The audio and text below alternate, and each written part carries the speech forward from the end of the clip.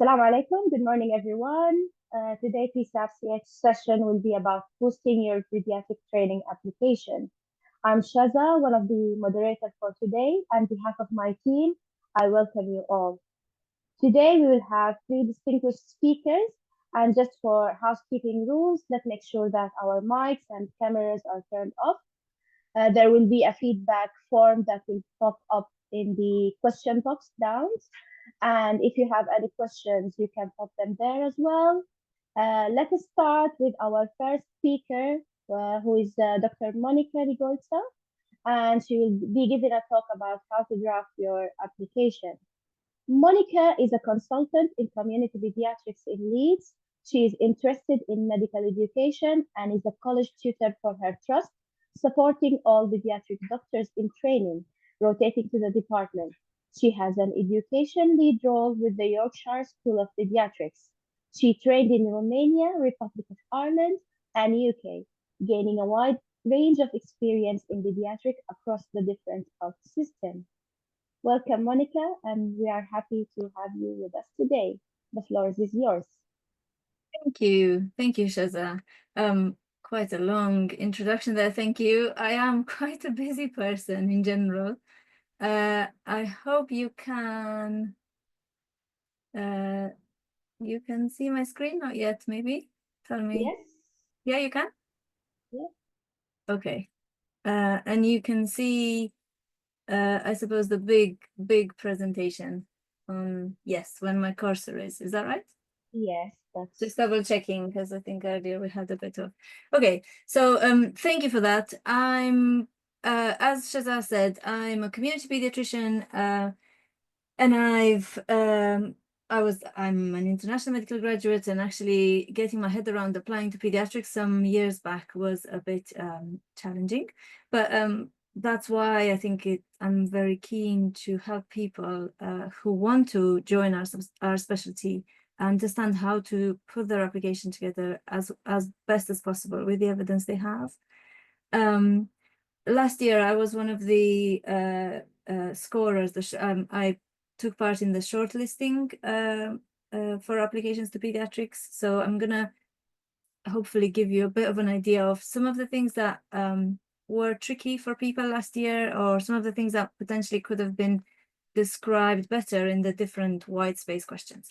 But very quickly at the beginning, there might be people in the audience who have not applied to pediatrics this year, or maybe are just starting their journey into looking at UK pediatric training pathways. So I'm going to give you just over 3-4 slides, a very quick run through of how the application runs, and what the timeline is like, for example, for this year, the number of applications, that sort of thing. So and then we'll go through the white space questions.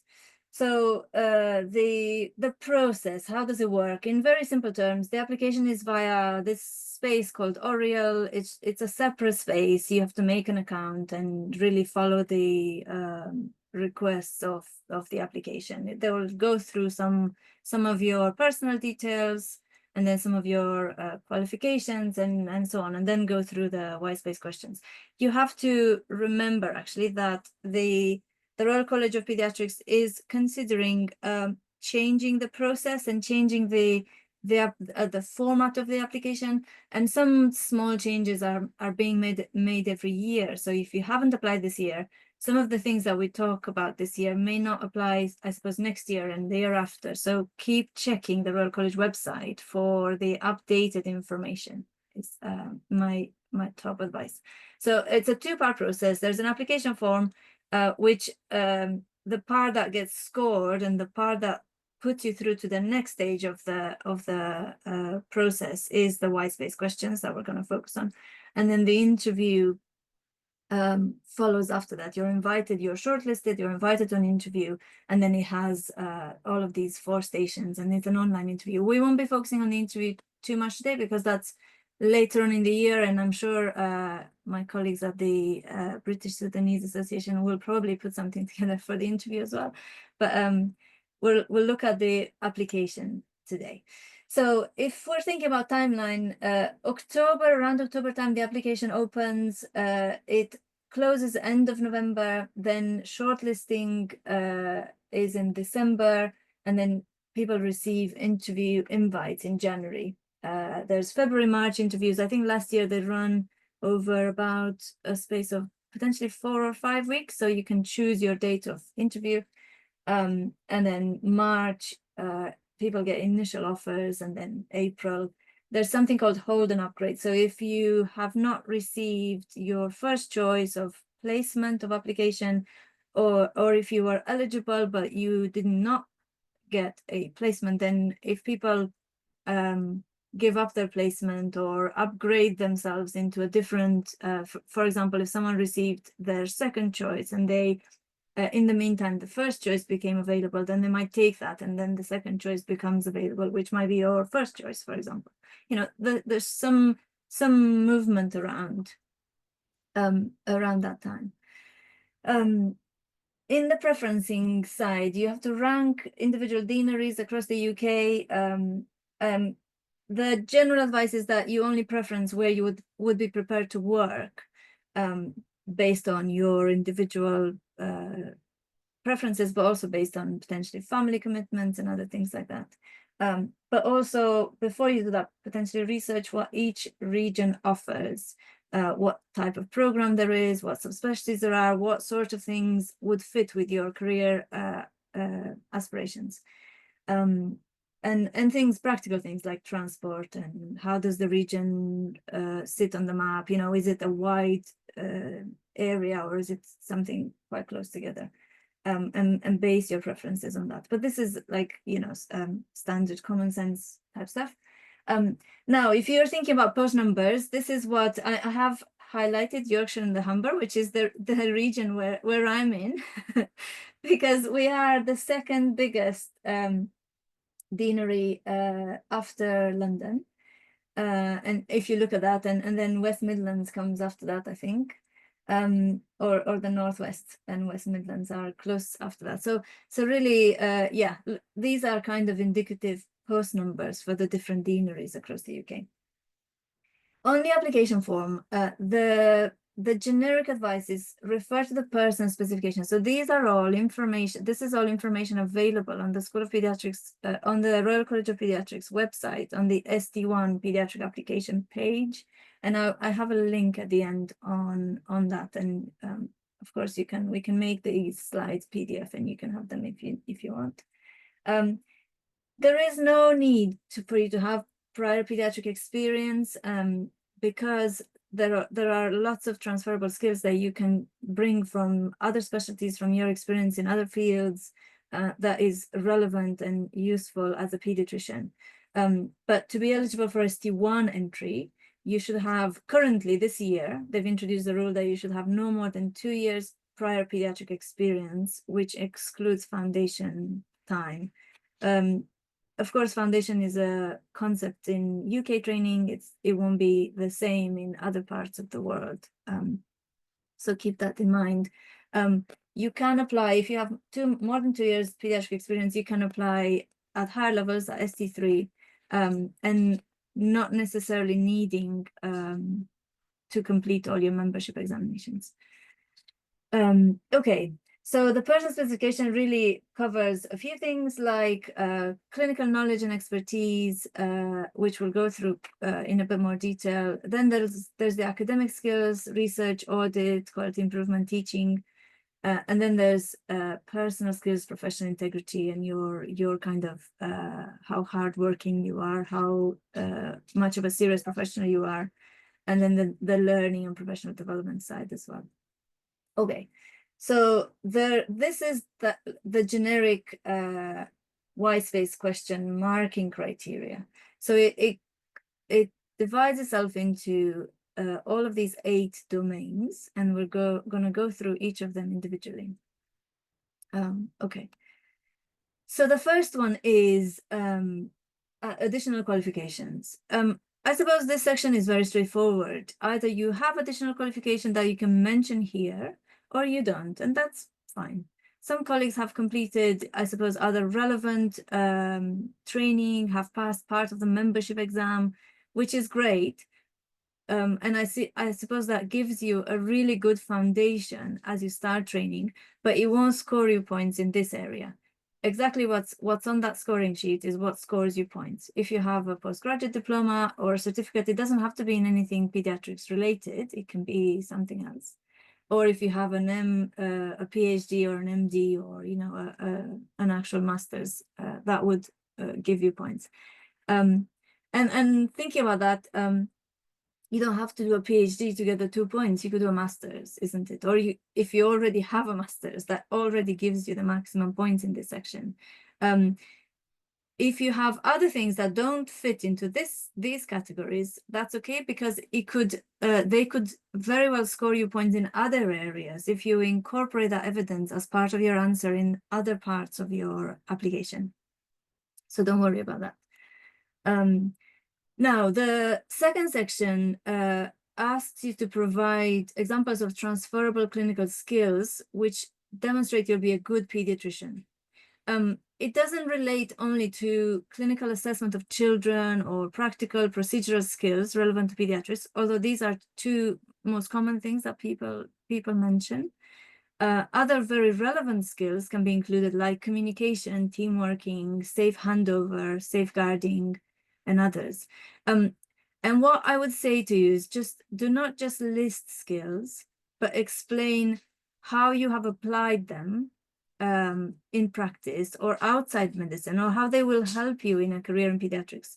And I would urge you to include courses, events you may have attended to improve your skill that you're trying to present, or if you have feedback from others about that particular skill, that would be very valuable.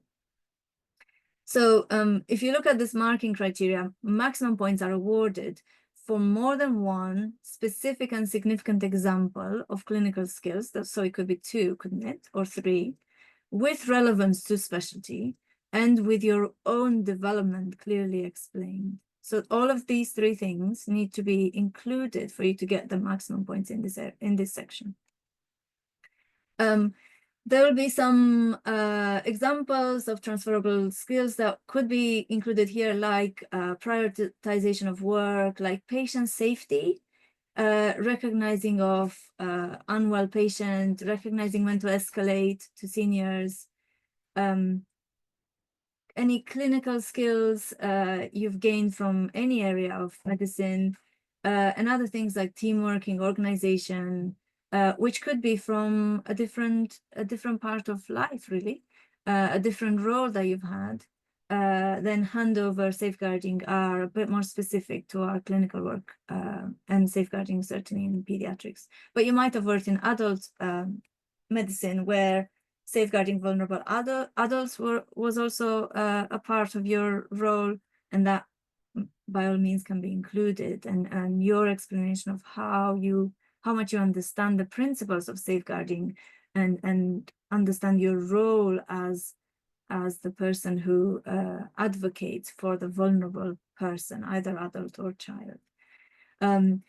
These are some examples from a colleague of mine who was successful in the last application, and she was obviously happy for me to share this. So there were communication examples that were given with patient, parent, with the rest of the MDT, and then there were assessments of acutely unwell children and practical skills that she mentioned, and then a safeguarding example, an escalation of that. You're not expected as an ST1 in pediatrics to manage a safeguarding case on your own, of course, and you're not even expected to manage an acutely unwell child on your own. But as long as you understand, you can recognize that, you know your role in those situations, and then how you then potentially start the initial assessment and management, and then escalate to other people in the team. Then the next area is transferable clinical experience and reflection. On the face of it, these 2 sections might seem, this one and the one previous, might seem similar. But if you think about this, this aims to capture something slightly different than the previous question. And it's just, I suppose it's more to do with you taking part in activities that are useful experiences for a future pediatrician. Again, you need a few examples which you feel are relevant to pediatrics and your own reflection as to how these experiences helped you develop and why they will make you a good pediatrician. So again, looking at the maximum points score there, it's examples of a range of experience referring clearly to the relevance to a career in pediatrics and a reflection on how this has led to your own development. It could be acute management, it could be early escalation of care again, it could be MDT knowledge and working, incident reporting, safe prescribing, for example, and again, safeguarding can feature here. Yeah, so these are a few kind of other specific examples. Reflection of your, I do know, and as an IMG myself, reflective practice is not necessarily something we would do outside of UK practice, but this is a core skill in working in the UK, and it really is about you continuously thinking about the things that you do and you see as a doctor, and what sort of things you can learn from that experience, what sort of things you can then develop, what other things you might need if you come across that in the future. It doesn't mean reflection is all about things that have gone wrong. It could be things that have gone really well, and you just extract that understanding of the situation and that mature understanding of what you could do even better next time.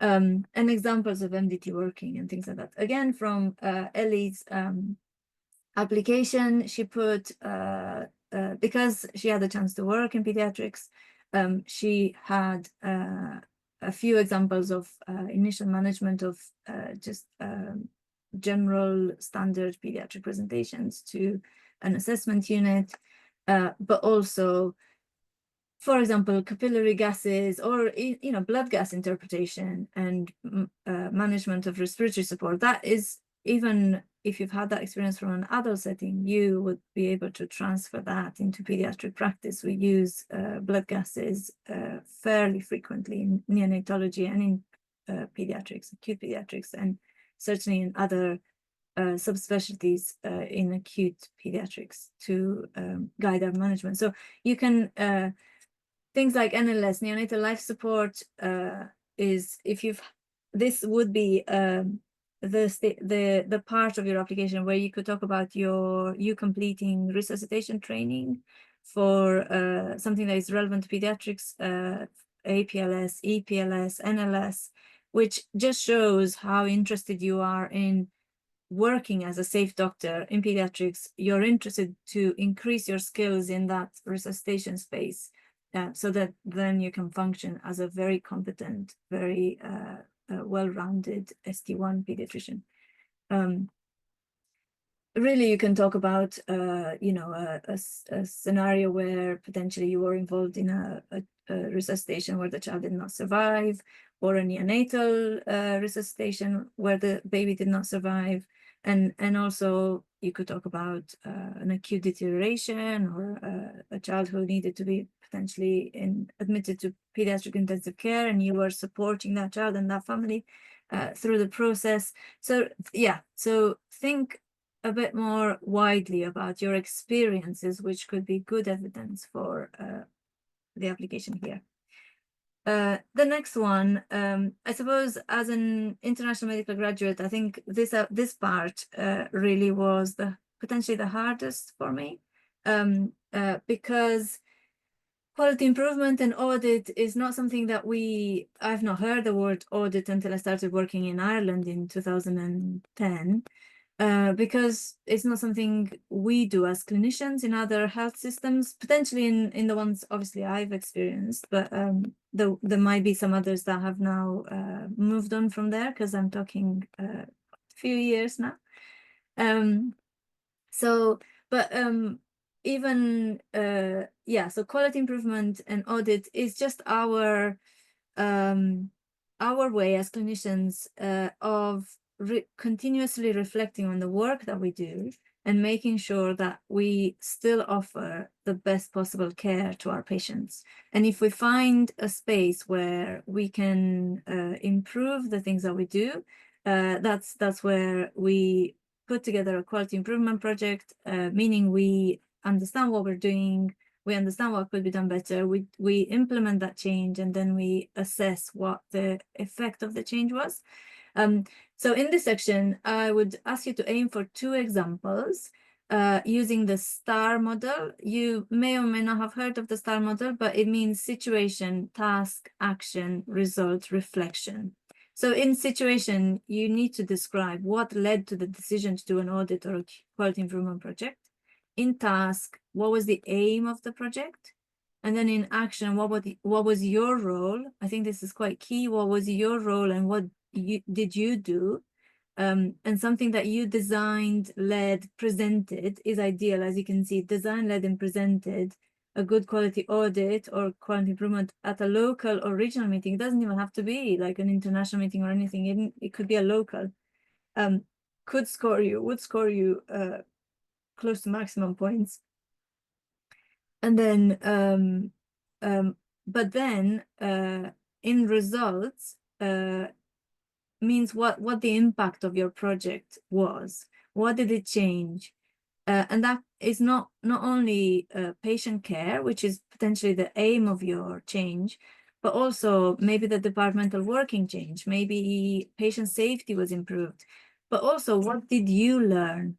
How did it impact you and your own development as a clinician? The word count doesn't allow for a detailed description of the results, which is where most people feel the need to give details. So, you know, you're not presenting your audit like you would present it to an international conference, or you're not presenting it for peer review, or you're not putting it together for a journal. It's really the point where you're reflecting on, you're describing your contribution to the project, but also you're reflecting on what the project changed, what things have been positively improved because you did this project. So the word count wouldn't allow you to put any detailed description of the results. Because when I was the person marking applications, I wasn't primarily, if you think about it, there would be projects not necessarily in obviously community pediatrics or general pediatrics. There'll be different projects, and even some of them not even in pediatrics. Much more interested, we're much more interested in the rationale for the project, and was it done following the correct methodology, for example? Has it changed something for patients, for the department, for you? Yeah, and then presenting it at a local or regional meeting. And some evidence taking part in regular audit is another one that might be a bit tricky. But really it means, do you understand the importance of audit and quality improvement in an NHS practice? And are you regularly seeking to improve practice and question the things we do in a very constructive way? And then, yeah, so describe your role, your learning. Has it made you a better clinician? Has it changed something? So now, again, from a successful application, there's things about face-to-face consultation. There was a project on face-to-face consultations in a GP practice, and they looked at how they could improve the patient experience, but also reduce pressures on the GP service and, you know, saving appointments and so on. And yeah, and the micro teaching project that Ellie was doing, she referenced that. Okay. Now, leadership and management, which is relevant to the level of application. So you don't have to have done something really high up to qualify for the points here. And you technically only need one example of a leadership position here. And the scoring sheet is is very clear on what gains you maximum points. Lead role at local, regional, national level with evidence of direct impact in the role and reflection. Again, reflection comes back. What have you learned from this role? And how are you going to take that forward, potentially in a career in pediatrics? You could use the STAR structure here as well. So situation, task, is what was your role, what were your responsibilities. You should include whether it was local, regional, or national. As you can see, it scores you some points. And then but what scores most is the next thing, your reflection and impact in this role. What did you achieve? What did it change? What is your reflection on the role? Challenges, you can talk about what was challenging in your role. And it could be that because you were quite a junior member of the team, it could have been very challenging to make contact with the more senior people who could make decisions and change things for the department. Or it could be that it was your own personality and your own attitude towards communication and things had changed throughout this because you gained more confidence, you were able to manage your own time. It could be a number of things. How did you overcome these challenges is another thing. And what skill then did you gain that would be really useful for you as a pediatrician? Yeah, so important to remember, not everybody thinks we're all leaders, but to some degree we are all in clinical leadership type roles because if you think about it, a lot of people in the wider health system look to us to make a good management plan of a case, make a good assessment, make a good management plan. And that is in itself clinical leadership, and how you actually make your plans as clear as possible, how you involve other people in the team, like the nurses and everybody else who are involved in the clinical assessment of the child in your decision making, and also how you communicate to others, how clearly you communicate, all of that. It's an example of clinical leadership. And if you have a specific example where that was really successful and the case was managed so well and everybody worked really well together, that could be there. But there are other leadership things that are outside of the clinical sphere, like education, like my colleagues who are organizing this training event. This is clearly a leadership example. You found a space where there is a need, and you're putting together a good structure and a good sort of plan for it, and you're putting together a career event day like today. And it could be other things like rota and BMA involvement. I think if we look at this scoring again, so rota only scores you 1 point, and it's better than 0. So you can mention that if that's your only example, and that's okay. It could be leadership, extracurricular leadership. I think in the last year's application, I scored someone fairly high because he was talking about I should say, I can't tell if it was a boy or a girl. We're talking about being but obviously my biases went there because he, I think, was coaching the football, the junior children's football club in the town or village where he lived. So, he talked about extracurricular leadership. Having said that, I'm going to give you a bad example as well, because I think it partially broke my heart, to be honest, when I was reading this application where someone put, I was the clinical director of a group of primary care practices in my home country. And that was it. He put, I was the clinical director, and that was one sentence, in this box where it was allowed 300 words, I think, or something like that are allowed. And I thought, you know what, this is amazing, but I cannot give you all of the points that are required here, because look, lead role with evidence of direct impact in role and reflection. So, I couldn't, and even 2 points require reflection. So it's really just don't put only the things that you've done, but what scores you points is the extra thing. And then again, linking this back to pediatrics, why this is important for you as a pediatrician. What would you bring because of this leadership experience back into pediatrics? And then, so this is Ellie's example. She did an OSCE, which is like a support for medical school OSCEs, buddy scheme, took part in Pediatric Careers Conference and, things like that. So, yeah.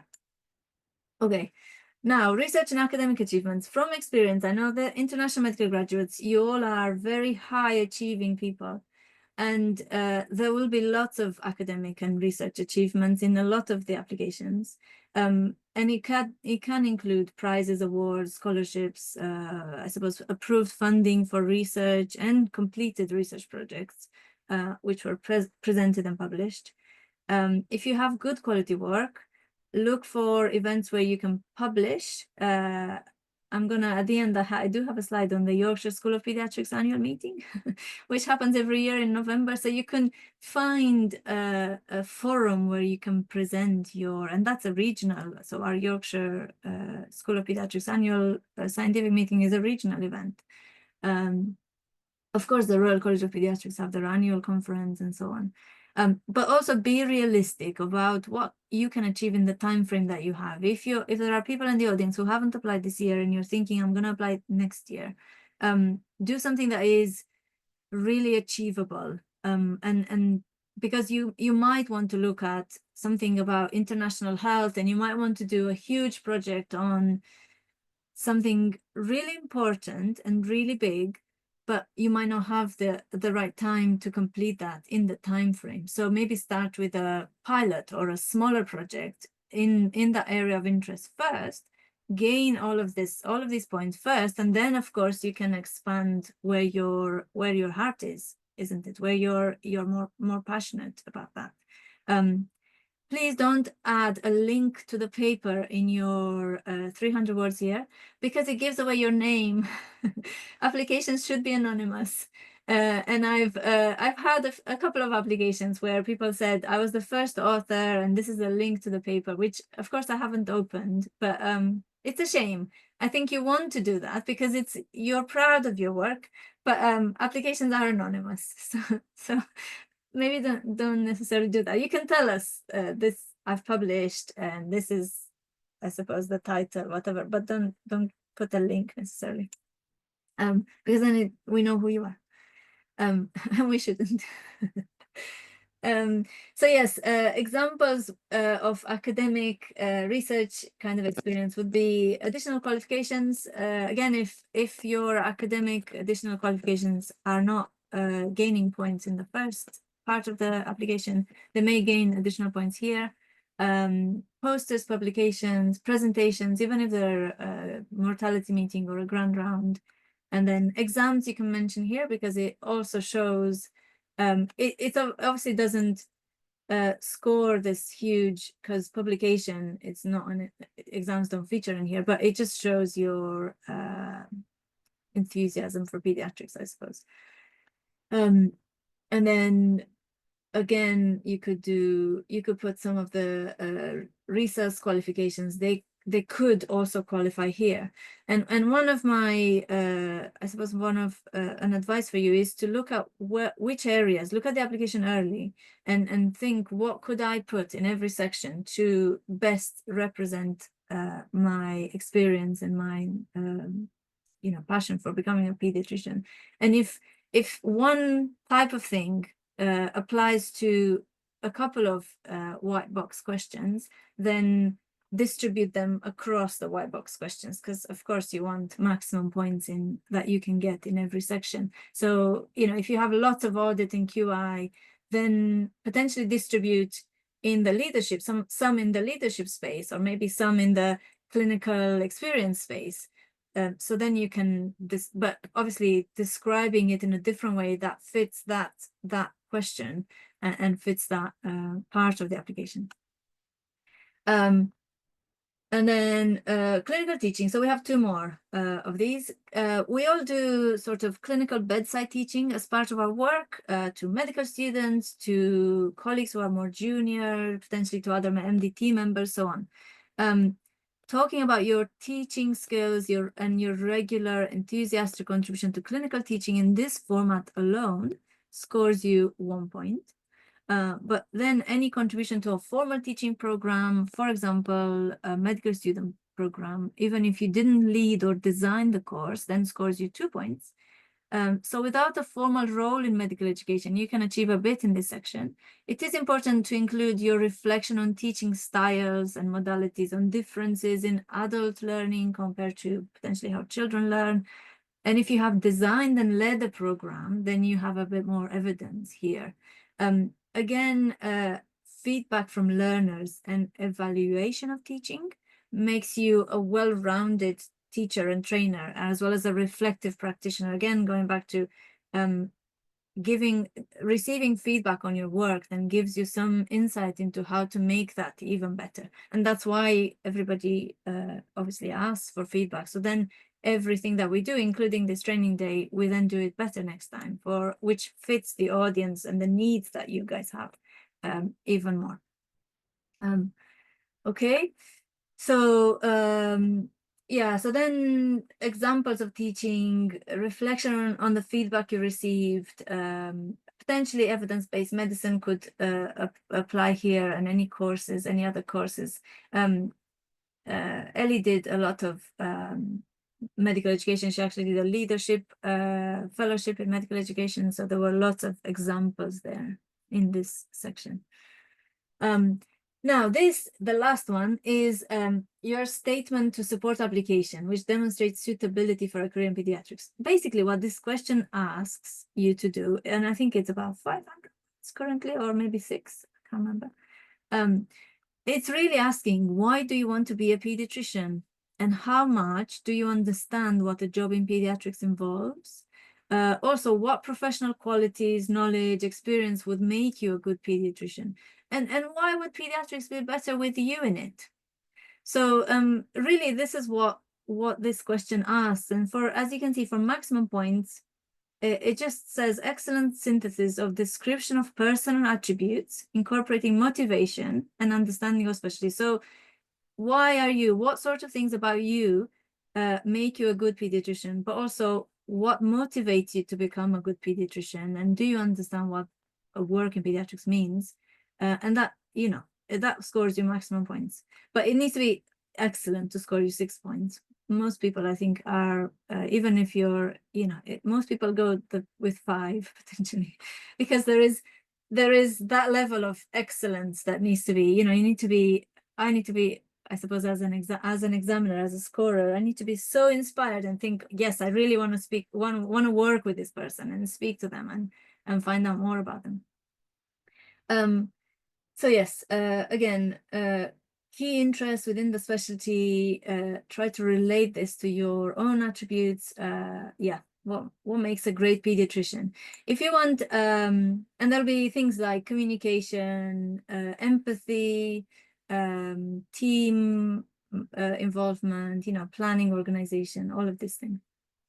And then Ellie mentions things like need for continuing education and CPD, which she linked with her extensive teaching experience, but then talking about the holistic nature of pediatrics, the way we think about the child, not just on their own, because of course children need their parents to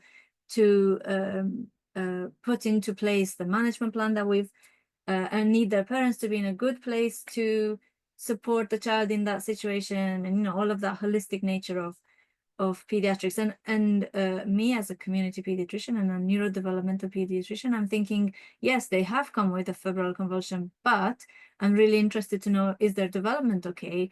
Is their head circumference okay? Because that might tell me there is a wider problem, not just the febrile convulsion the child has arrived with. So, you know, holistic assessment of clinical case would probably fit very well here.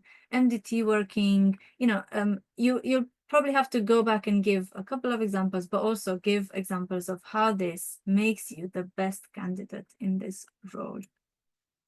If you want more inspiration, you can, for what makes a good pediatrician, you can watch the Choose Pediatrics videos on the Royal College website, or you can follow the hashtag Choose Pediatrics. I think there was a hashtag PedsRocks on Twitter. Yeah. And I have not been on these spaces for some time because I'm moving away from social media a little bit to just live life. But I hope there were very positive, safe spaces, these where people were sharing their passion for pediatrics and their general kind of understanding of the specialty, and some people would hashtag, you know, Peds Rocks or Choose Pediatrics as to some experiences they've had in clinical work, some trainees and some consultants. So yeah, maybe those are good spaces. But the Choose Pediatrics space on the Royal College page is really helpful. And then these are links to all of the ST1 application, and yeah, there's a webinar that the college did in 23-24, but so then yeah, for last year's application, and there's more on the scoring framework. So exactly what I've showed you for each of the sections is the scoring framework that is available, is publicly available, and make use of all of this guidance from the college, so that you present your amazing experience in the best possible way. Just to give you a ballpark, so there will be 2 examiners, 2 assessors who look at your application, and then a sum. You could get maximum 30 points for each examiner, and then that score is added. So technically you could get maximum 60 points for your application. And last year, I think the shortlisting score was about 42 for an interview. So you have to score really in the 60% plus range to actually, this was last year's cohort, and nobody really knows what the level will be this year or the year after. But it's just to give you a bit of an idea of the ballpark where you need to be. You probably need to be in the scoring of 60% or more of the points. And then the last one, I'm gonna advertise very quickly here. Where are we? Sorry. Very quickly, I'm gonna advertise the Yorkshire Paediatric Careers event. There's a group of us who are really enthusiastic in supporting people in their applications to pediatrics and in their making the decision about pediatrics, actually. And this is a career event we've been running, I think in 2025. This one will be the 6th year in a row. Yeah, and it's an evening where there will be presentations on why pediatrics and what happens in pediatrics, what sort of specialty we are, what possibilities and availabilities there are, both in staying a general pediatrician or becoming a subspecialist in pediatrics. And there is the best part of the evening actually is something we call the job idol. So we invite different people from different subspecialties, including someone from general pediatrics, to have a bit of a competition presenting their subspecialty, and then the audience votes on people who have had the best presentation, and then someone out of that group of generally about 12, around 10, 12 people, someone gets crowned the winner, of course, of the job idol, the best pediatrician that evening, which is quite a fun part of the day. But really, yeah, it's a bit like today, but more focused on the next part. So it's more focused on interview and things like that. Okay, and I think that's me finished. Let me stop sharing so I can see you all. Thank you, Monica. That was really helpful and very informative. I can see a few questions on the chat. Yes. Yeah. Yeah. So we have someone asking about if we go up over the board with the word limit, does that reduce our application score by Pranshaw? And then there was a comment that there was some changes about the word count as well. Yes. So the question is whether if you go over the board, you won't be able to save your answer on Oriel. So the platform works in a way that if you have, instead of 300 words, you have 305, you won't be able to save it. You have to edit until you get 300 or less. So you have to reframe and rephrase your answers to fit that word count. And then the other thing, what was the other thing? Whether there's changes coming. Yes. Yes. So there are, the college is talking about changing the process. They haven't done it yet. So I can't tell you exactly what the change is going to be until we know what they're deciding on.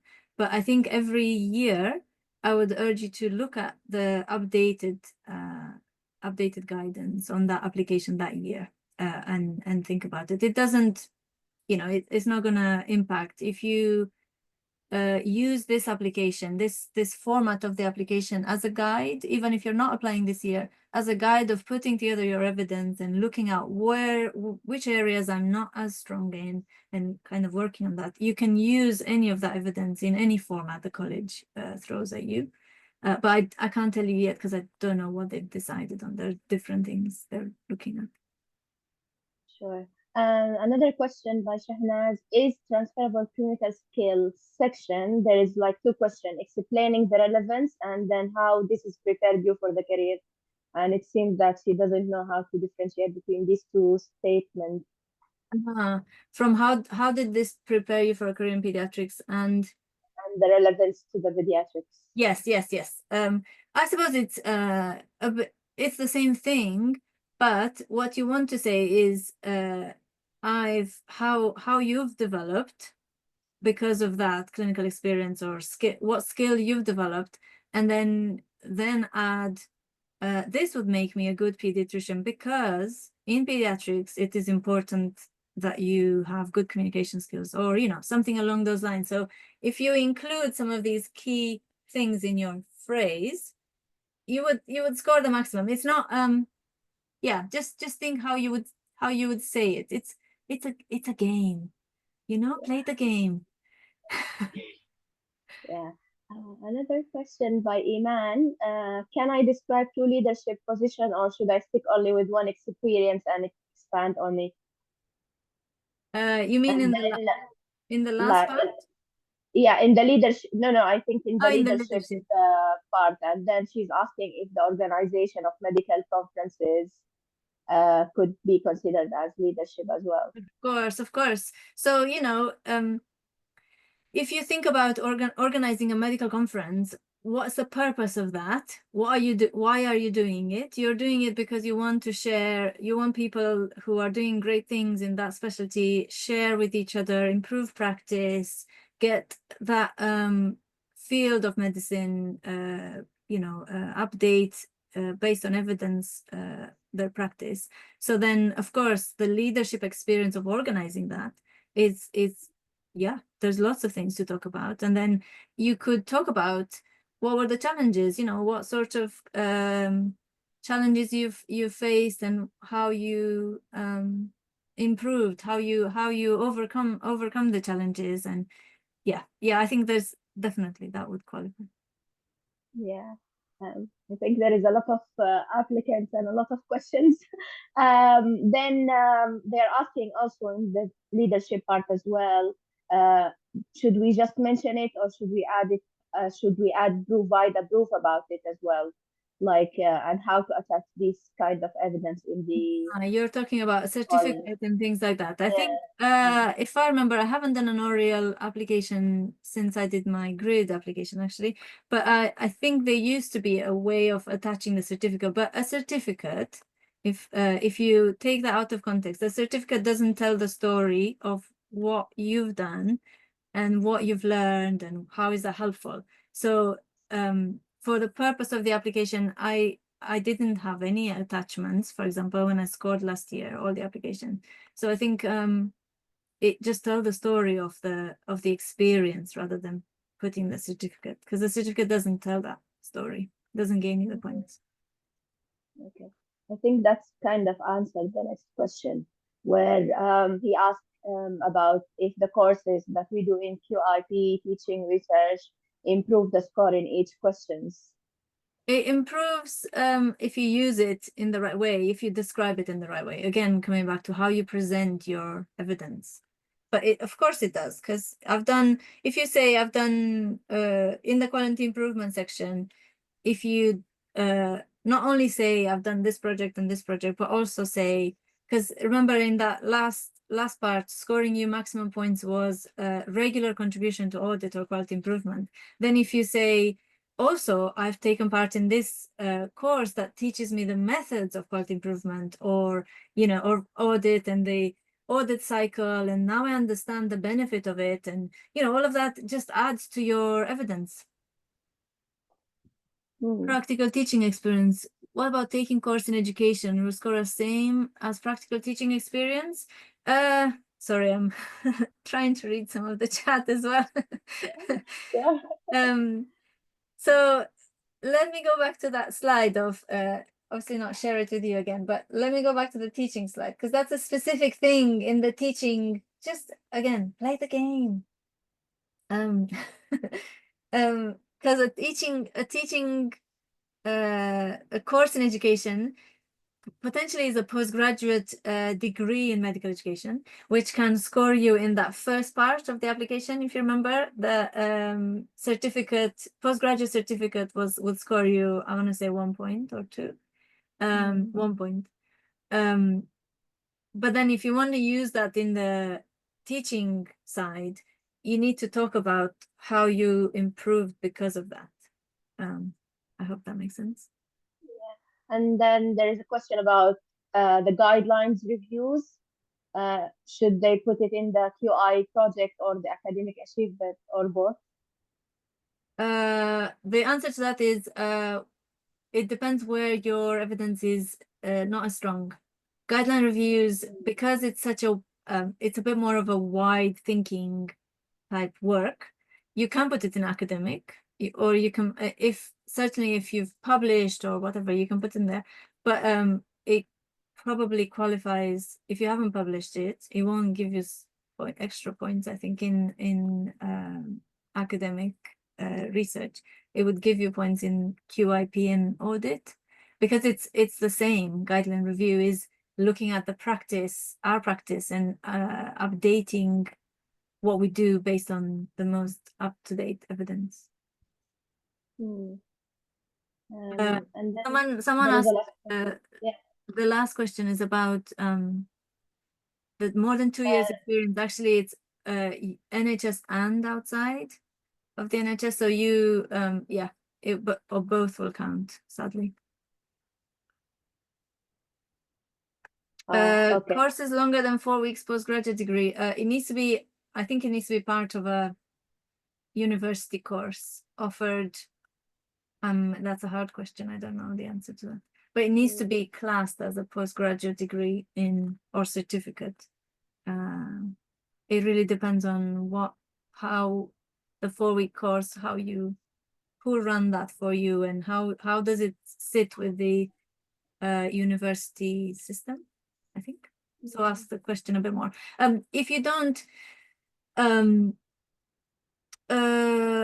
if you don't if you don't know some of these tiny details about things, the Royal College has an email you can contact and ask specific questions about those. That's really helpful. And then I think there is 2 comments just about released the adjustment. Yeah, about the adjustments, and I think 50 words would be very tricky for us to write in. 50 words is really tricky. Nobody will score you down if you don't form a full sentence and you do bullet points. I think you could go around that, and you could say, I'm suited for a career in pediatrics because, and then do bullet points, so you can fit the 50 words. Yeah, I think reflection is much more important. Yes, absolutely. Reflection is much more important, but you can capture reflection as this has made me X, Y, and Z. Sort of, potentially you can focus on the reflection in your 50 words. I did not know about this. This is mean. 50 words. Yeah, I think maybe they released them today, I think, or yesterday. 2 days ago, yes. I didn't have a look at it as well, and it's a bit astonished for me as well. Yeah. It will be very tricky. Even with 300 words, we would be like, even 300 is difficult. And I think I find it is harder for people who don't have English as their first language, because then you your communication might be different, the way you phrase things might be different. So use bullet points. And I think that because of time, maybe only the last question. Yeah. Can we mention some QI project that has been published in two sections, like both in QIP and then research and academic? I think this is kind of like if we can mention one thing in Yeah. two different areas, basically. You could potentially mention one thing in two different areas. You just have to present it differently. But I would say if you've published it, maybe that's the harder thing to do. And you can mention it there, and maybe you can mention something else in quality improvement. But I haven't, and there is no guidance on for us scorers on what you would I wouldn't score down if you've mentioned the same thing twice, no. Okay. Yeah. Thank you very much, Monica, for presenting this yes, material for us. Good luck, everybody. I hope to see as many of you in Leeds Community Pediatrics, because community pediatrics is the best part of pediatrics. I'm going to end with that. Yay. Thank you very much. Thanks.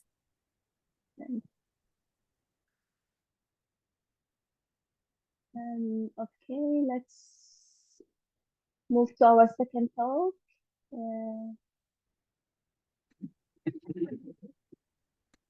Yeah, so our second talk will be about how to maximize our interview scores, tips and tricks, which will be presented by Eiman Ahmed. Eiman is an ST6 grade trainee in pediatrics, infectious disease and immunology based on Oxford, and the former leader of the academic office of PSAF-CH. She joined pediatric training in the UK at ST4 and is passionate about addressing differential attainment for IMG and promoting access to free medical education. Welcome, Eiman. Hi everyone. Lovely to see you all. Thank you for the introduction. I just want to say, can you hear me okay, Pa? Yes, we can hear you. I just want to say that you had the best talker ever for the previous section. Monica, I used to be a West Yorkshire trainee, so I trained in Yorkshire, and Monica was one of our best senior trainees and advisor.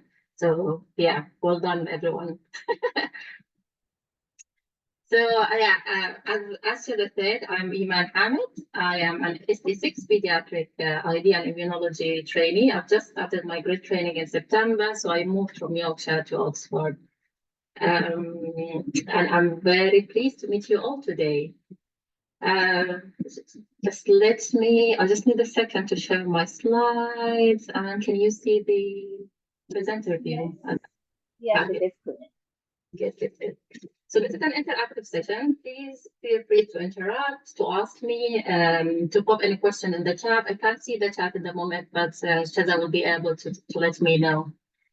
So the reason why I'm here is just to tell you a little bit about the interviews, the tips and tricks to survive your interviews. And I'm not here because I'm the best expert. I'm here because I've been throughout this process a couple of times for my ST3, ST4 interviews, and then last year for my grad interviews. So I understand the pain.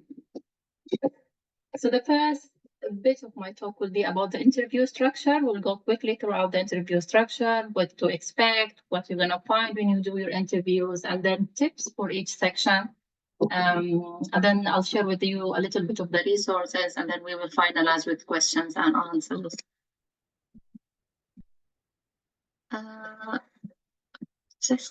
I want a minute. How can I move the bar? Because I can't see my slides at the moment.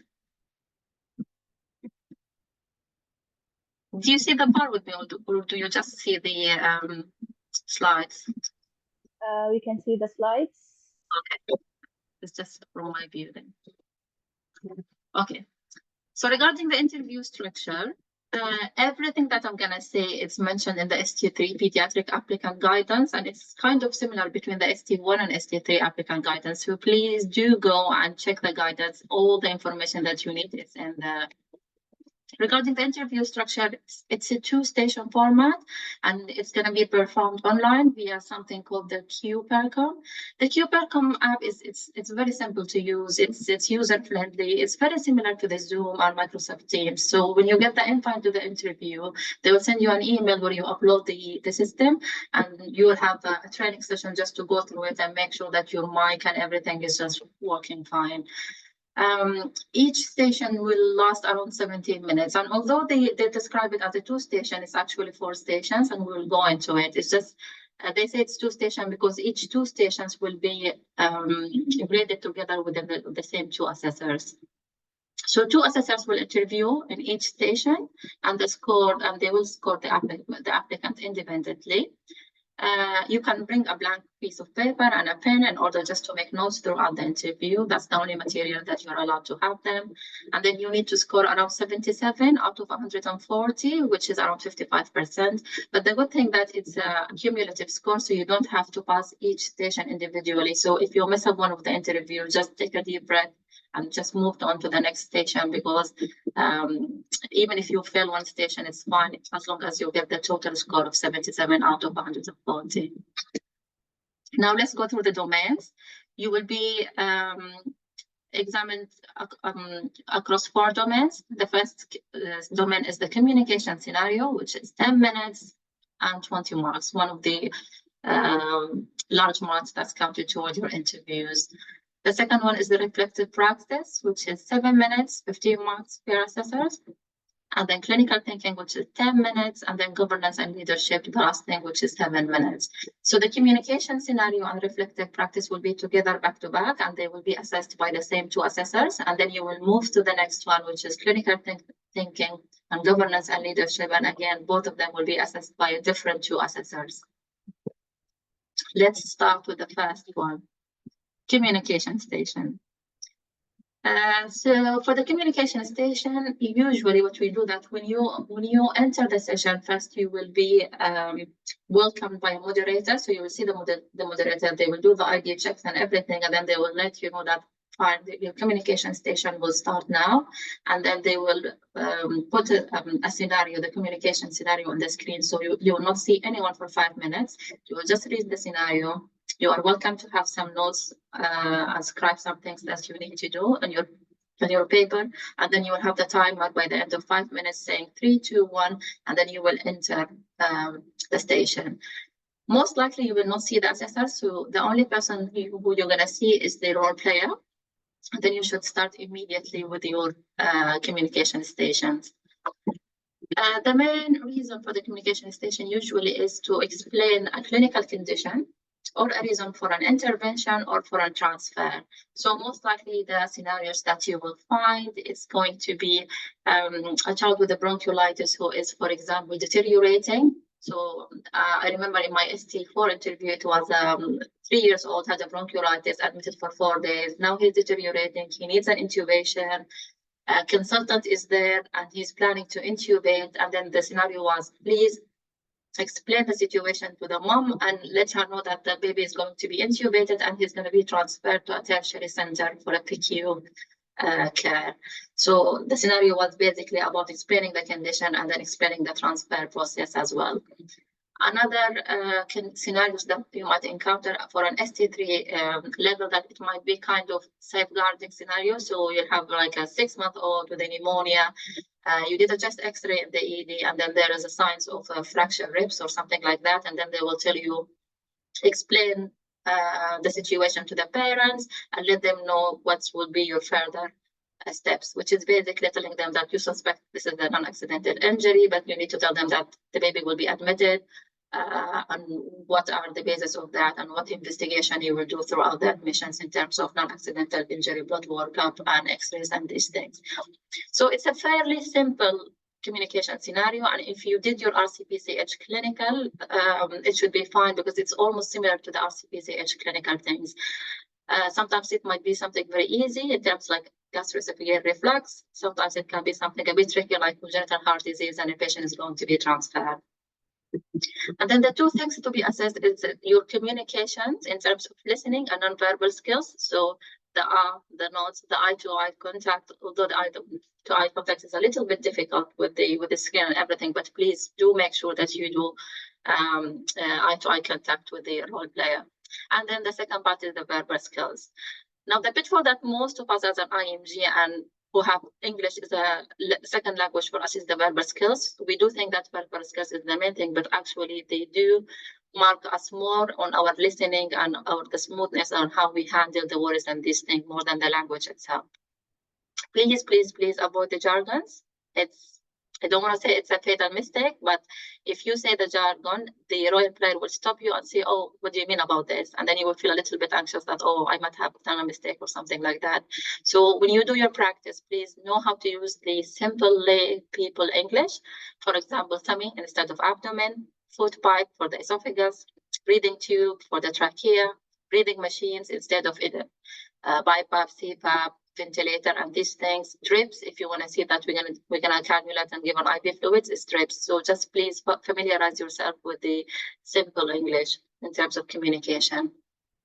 Do not forget to introduce yourself and your level. When we were doing our mocks, I think one of the things that we tend with an anxiety and stress to forget is about to introduce yourself. So you need to start the session by introducing, hello, I'm Dr. Blind, I'm the ST3, I'm the ST4. Like, you need to identify yourself and your level. Don't go in with an agenda. Let the role player guide you, because what you think the station is might be something different. So for example, I remember we had a case of a newly diagnosed DKA child who was difficult to control. And then most of the people went in with the station and we were explaining about the pathophysiology of the diabetes and all these things. But actually, what the role player had in their card, because they had things in their card that they need to go through, and what they had that they were not happy about the insulin and they were just embarrassed about taking the insulin at school. So please just don't go in with the agenda and then explore, try to clarify. So ask the role player the question, they will let you know, and then try to make your answers very succinct, and then ask them again if there's anything else you want to do, and then they will let you know. So kind of the role player will guide you. Don't just explode over there, and just have a multiple checkup points with the role player. So explain the things, explain the reason, explain the why they make sure that you know the ACE, which is what's their concerns, what do they know so far, because sometimes the role player may tell you, oh, I know all this, but I'm here for this specific thing.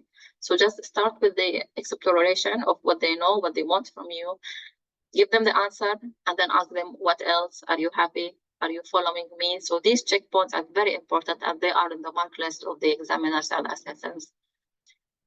Go in a very slow pace. I know as people who came from, for example, I'm from Sudan, so our native language is a very fast and quick pace. So please learn how to speak slowly. It was very difficult with me in terms of the mocks and practice, but this is what it is about. So please do speak slowly and do check with the role player. And then if the time is tight, if you feel that you are pressurized with the time and you feel like you're running out of time and it's only 2 minutes for the station to finish, it's perfectly normal and it's perfectly acceptable to say, well, look, I know there's lots of information to be given for you. Is there anything else that I can help you with? Otherwise, I'm more than happy to arrange for a second session with my consultant in, or with subspecialist in, and then we can revisit the diagnosis and we can answer all of these questions. For now, are you happy with everything else? Something like that, and just summarize. Because if you're running out of the time, you just don't want to go into answers and talking in conversation without covering the summary and the leaflet and all these things that you have points on them. So it's perfectly fine just to arrange for a second session with your consultant. You can say it and just move on. The good thing about the role player that they're very sensible, and if they feel like you are off topic, sometimes they will interrupt you, but you don't want to reach that stage. And this is about the communication station. The second station is about the reflective practice. So the aim for this session is about understanding the reflection and how the candidate will apply their experiences to their career progression. And usually it's one of the easiest stations, because basically you know the question, like you know the question that they will ask you. It's usually an open question, and they will tell us about something good or something bad that happened in your career. This year they have published the question, so most likely this is the question that you will have in the interview.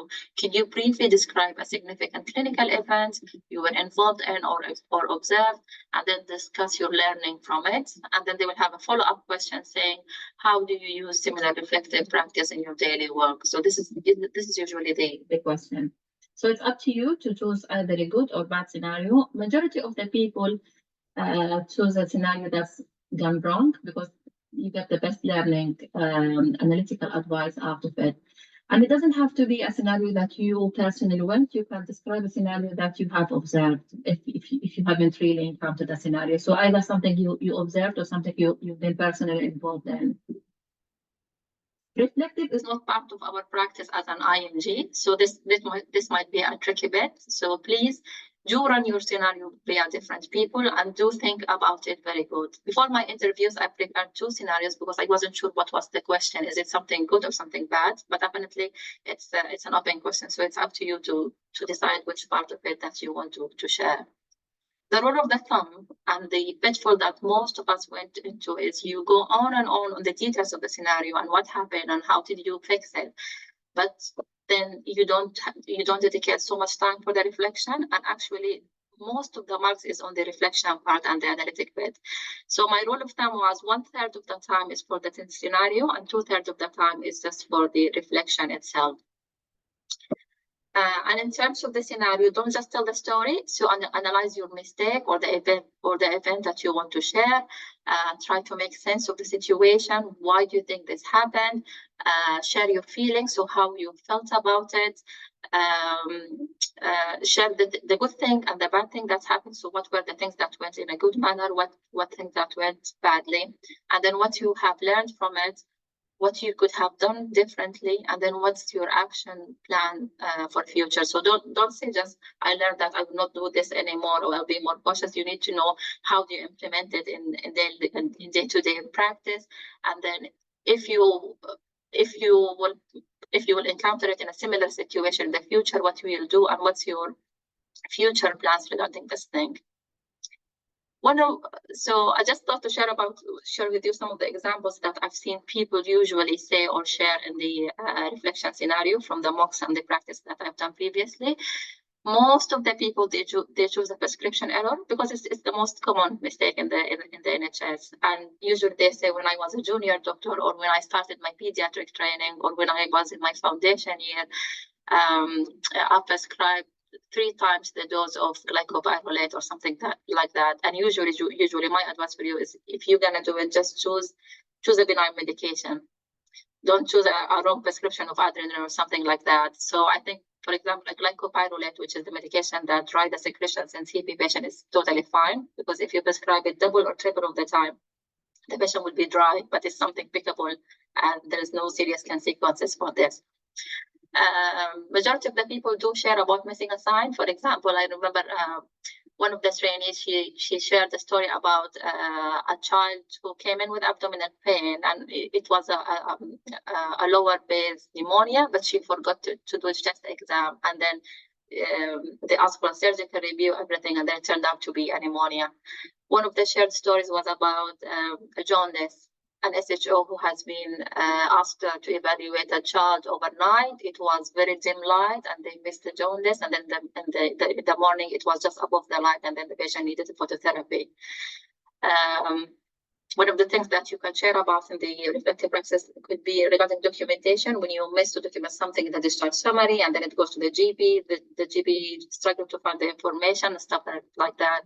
So these are the most common scenarios, but it's up to you guys. Feel free just to think about anything that happened during your practice and you think that you learned from it. And please do run your example by different people, because different people will have different perspective. If you have a clinical supervisor, educational supervisor, your colleague, your trainee, practice the example with them, because as I said, it's a guaranteed score. So make sure that you take it.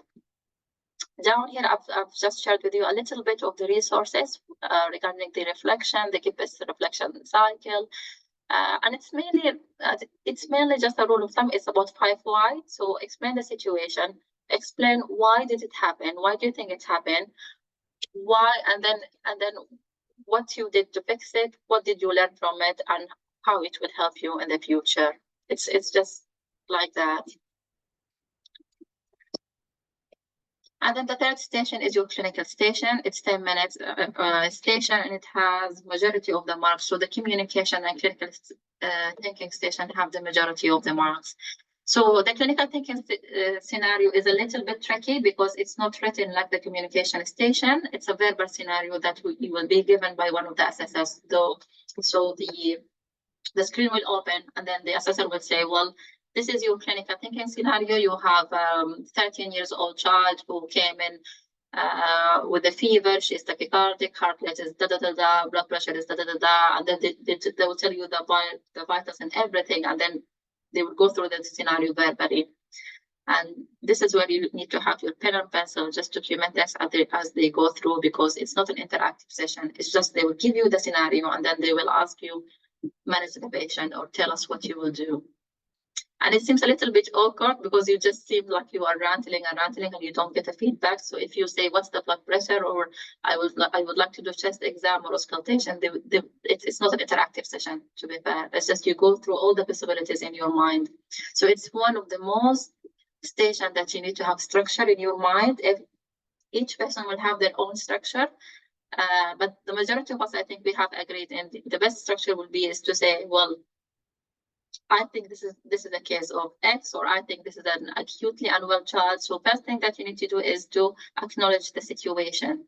So if you think this is a deteriorating child, it's a septic child, it's a very unwell child, just acknowledge it and verbalize it, because they will not know your thought process unless you verbalize it. And this is something that we don't do.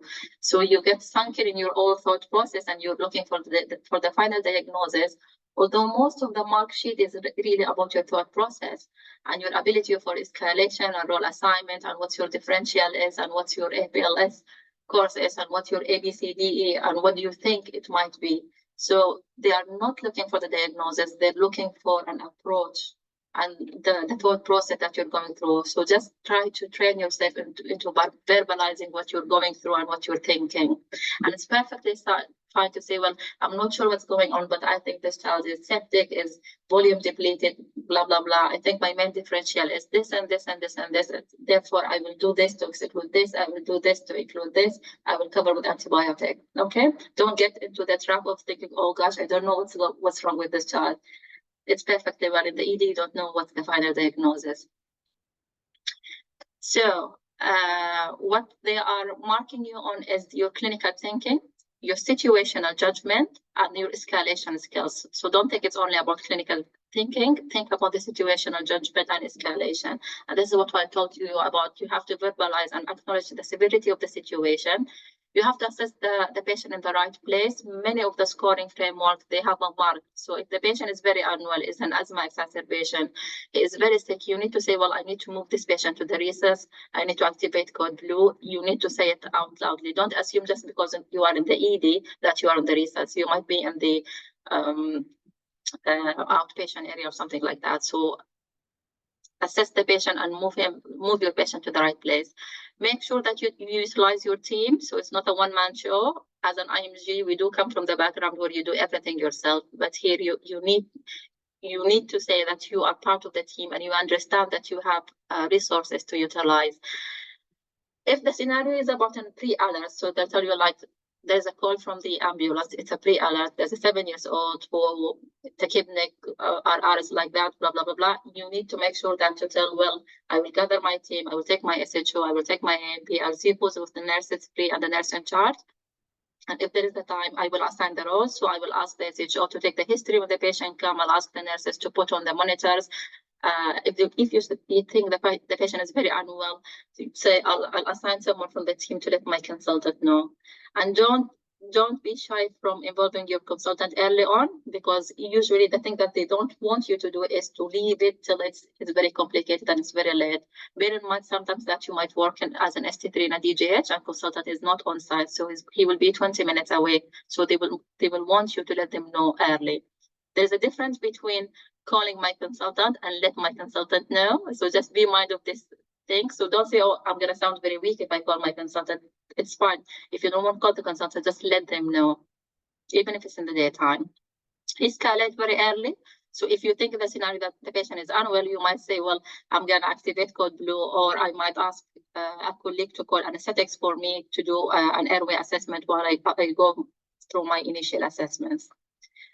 Explore your differential. As I said, you don't need to have a final diagnosis. So you can say, well, it might be, well, this patient is tachycardic, he's shocked, blah, blah, blah, volume depleted. It might be from gastroenteritis. It might be from sepsis. It might be cardiac. It might be metabolic. So just explore your differential, and then throughout your approach, let them know what you will do to rule in or rule out in terms of ABCDE management.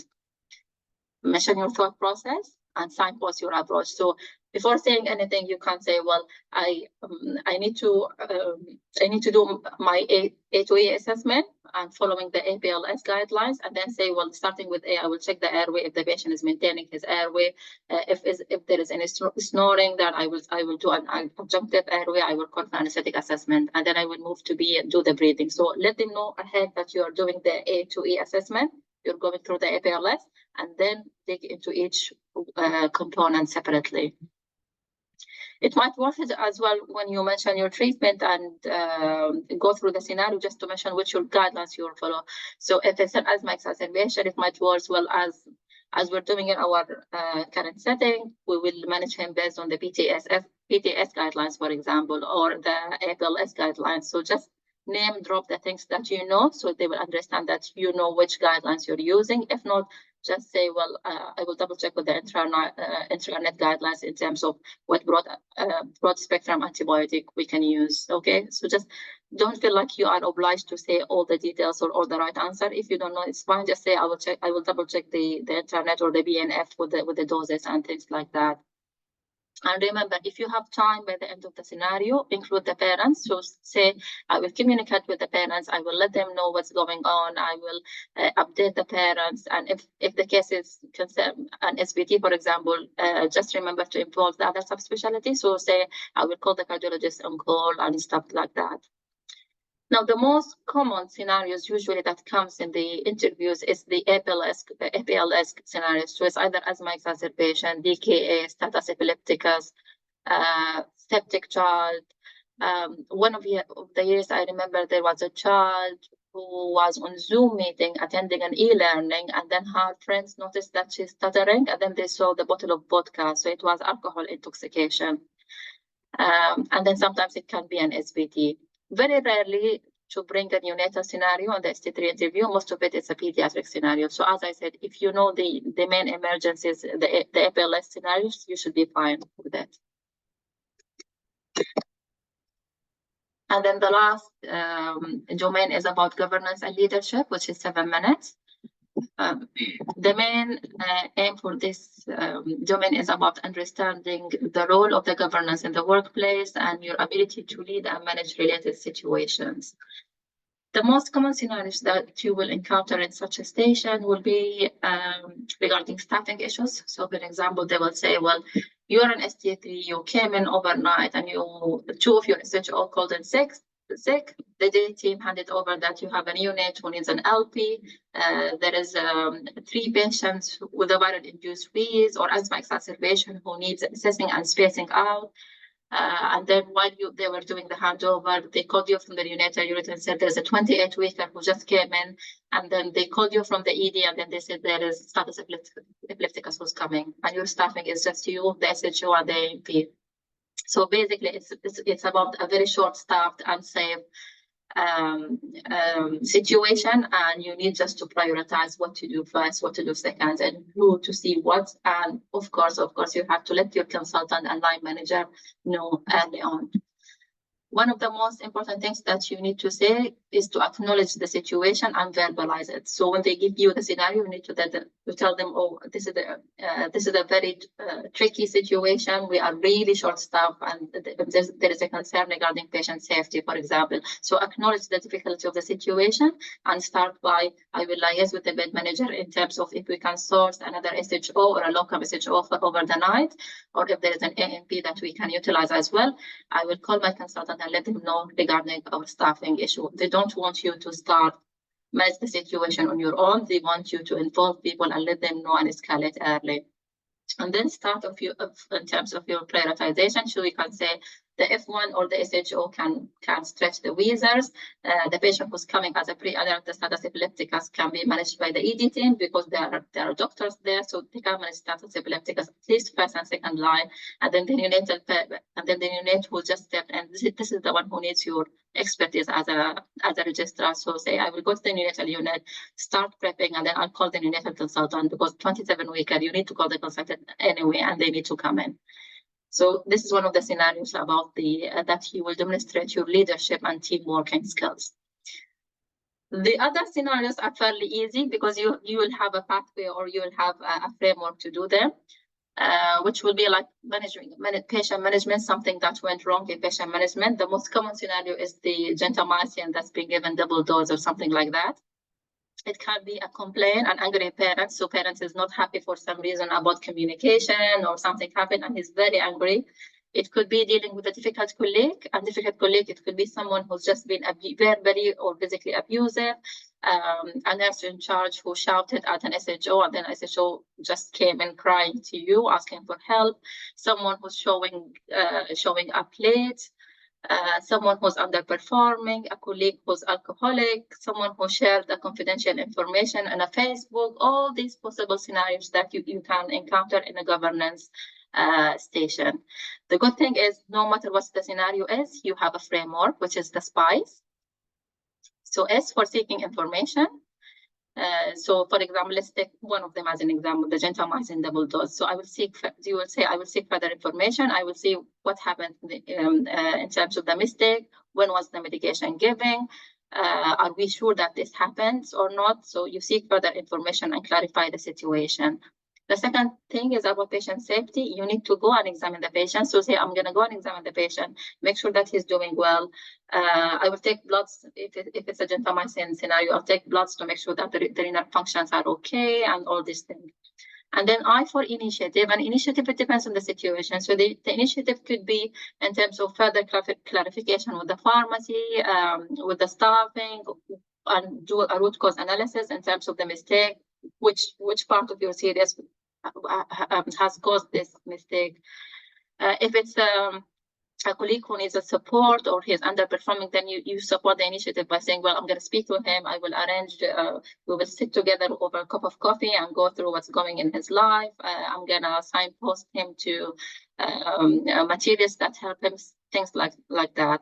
Escalation, because you need to escalate anything regarding governance, either to do the root cause analysis or to inform your consultant as well and let them know that this has happened and we're gonna discuss it, we're gonna investigate it, and we're gonna do the proper governance pathway investigation. And then support, you need always to offer support and follow up for what's going on, and if there's any learning to get out of it, to share it with other people to make sure that all the people are aware of what's going on. So your SPICE framework is almost the same for most of the governance scenario that you will go on. You will just tailor it according to the situation. Do not forget about the duty of conduct. So this is almost a must to be mentioned during a governance scenario. So if something went wrong, if it's a double medication, if anything, we need to be transparent and we need to let the patient and the parents know about what's going on. And you just have to mention it as we have a duty of conduct to do this and be transparent and inform the parents on what's going on. And again, always acknowledge the situation. This is regarding the governance and leadership domain. Last thing, my advice for you is it's not about really about your experience. So it doesn't matter if you have 20 years experience or 10 years experience. The interview is about the practice and anticipation. So please, I can't stress enough about the importance of practice, practice, practice, practice. And by practice, I mean practice with people who are like you going into the interview. And time is not a matter. It doesn't have to be 2, 3, 4 hours per day. All of us are very busy in our personal life. And if you're doing a service job or something like that, I do understand how it is hard. So if you have a constant 20 minutes per day, this should be enough. I remember before my ST4 interviews, I had a friend who was in a different continent. I was in the UK, she was in a different place, and we used to practice daily only for 30 minutes, and it was more than enough. So please, it's about consistency in your practice. And everything has to be timed, and time yourself in less time. So if the governance station is 7 minutes, time yourself with your colleague for 5 minutes, because the heat of stress, and it takes 10 seconds to just realize what's going on and stuff. So time yourself 2 minutes less than the actual time, and go through as much possible on as much scenario as you can, because it's all about your anticipation. You don't want to be shocked by a scenario that you've never encountered. It's not feasible to go through everything, but at least have a structured framework in how to tackle majority of the things, okay? Mnemonics will save time, like the SPICE one that we mentioned previously in the governance. It just saves time, because sometimes you go blank with the stress and everything. But if you have a mnemonic in your mind, then this will help you and reduce the stress and save you time during the interview. Accent does not matter. It's all about talking in a clear and slow manner. And just bear in your mind that the consultants and the interviewers who are doing the interview, they're not just locked in an offices. They are people who are working with the trainees, SHOs, registrars, and their ears are just used to the different accents and everything. So as long as you are clear and you're not panicking, it should be all right. Be very calm and organized, because you need to understand the mentality of the examiner. I think the examiner, he or she is someone who wants to make sure that when you call them at 2 a.m. overnight, you can relay the information in a very organized and calm manner. So even if you are very stressed, just make sure that you can just tell them the picture in a very calm and organized manner. They don't care about you telling them this is an SVT. They do care about you telling them what you think it is, how sick is the child, and this is actually what's all about.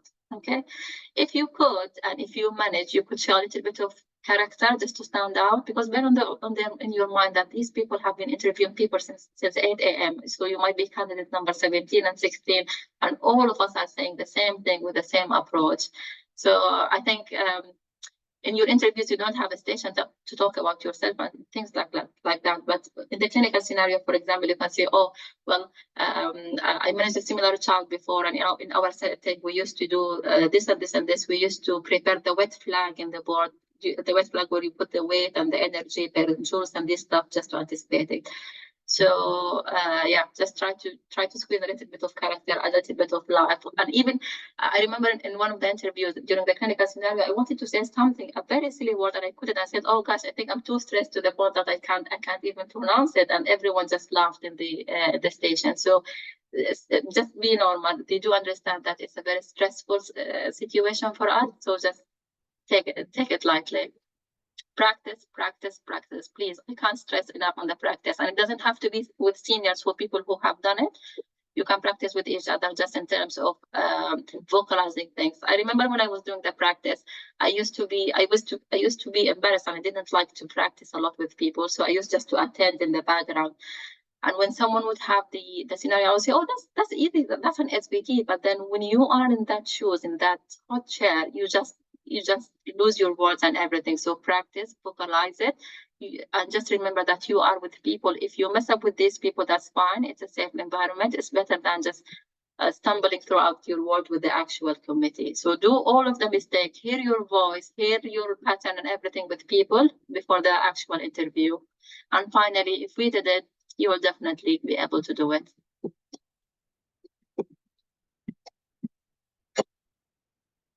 The last slide that I want to share, there's plenty of resources outside, but I think these three are the most important resources for the interviews. The medical interview books, oh wow, it's a gold. I use it for my ST3, ST4 interview. I used it for my grid interview. It's a gold. You have to go through it. This is the latest version, but there are so many old PDF versions in the internet, so just you can use any of the old versions. They go through everything, all the possible scenarios for handling difficult colleagues, for the governance, for the leadership. All of the scenarios that you can think of is just in this interview book. So please do use it for your practice. The APLS for the most important clinical scenarios, how to manage DKA, status epilepticus, asthma. You need to go through it. And then if you want to refresh your communication skills, go through the Rebecca, the one that we used during our RCPCH clinical exam. It's a very nice, and it goes through the most common communication scenario that you can encounter. That's it, everyone. So let me know what's going in your mind. I'll stop sharing because I can't see you and I can't see the chat. Thank you, Eiman. If anyone have any question, pop it in the chat, or if you want to ask it in the mic as well. Thank you. Thank you, Monica. It was really lovely to hear how to approach all of that really clearly. One thing I would add is when you ring the consultant, first don't be afraid to ring the consultant. Ring them, they want to know, as in include that in your description. But then I would add, tell them what you want them to do, because often they want to know, do you want me to come in, or do you want me to help you think through this case? You know, because yeah, and when you mention that, just say, I'm going to ring the consultant because I want them to come in to be part of this resuscitation or the 26-weeker kind of stabilization. Yeah, I mean, Eiman, it's so nice to see you. Oh, lovely to see you.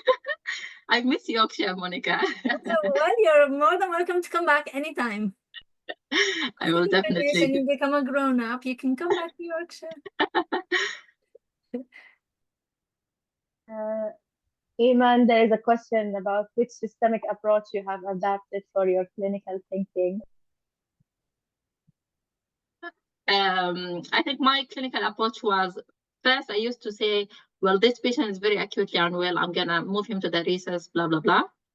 And then I used to say, I used to say it like that, I will follow the APLS approach with doing the A to E assessment. So I will start with airway, and then I used to say, well, my top differential for this case is this and this and this. So during my A to E approach, I will auscultate for wheezes, I will do this, I will check a capillary refill, So this was my approach.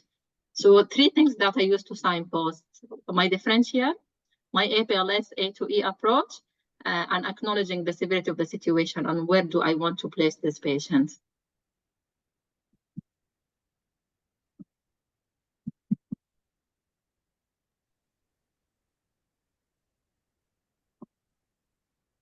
Any other questions?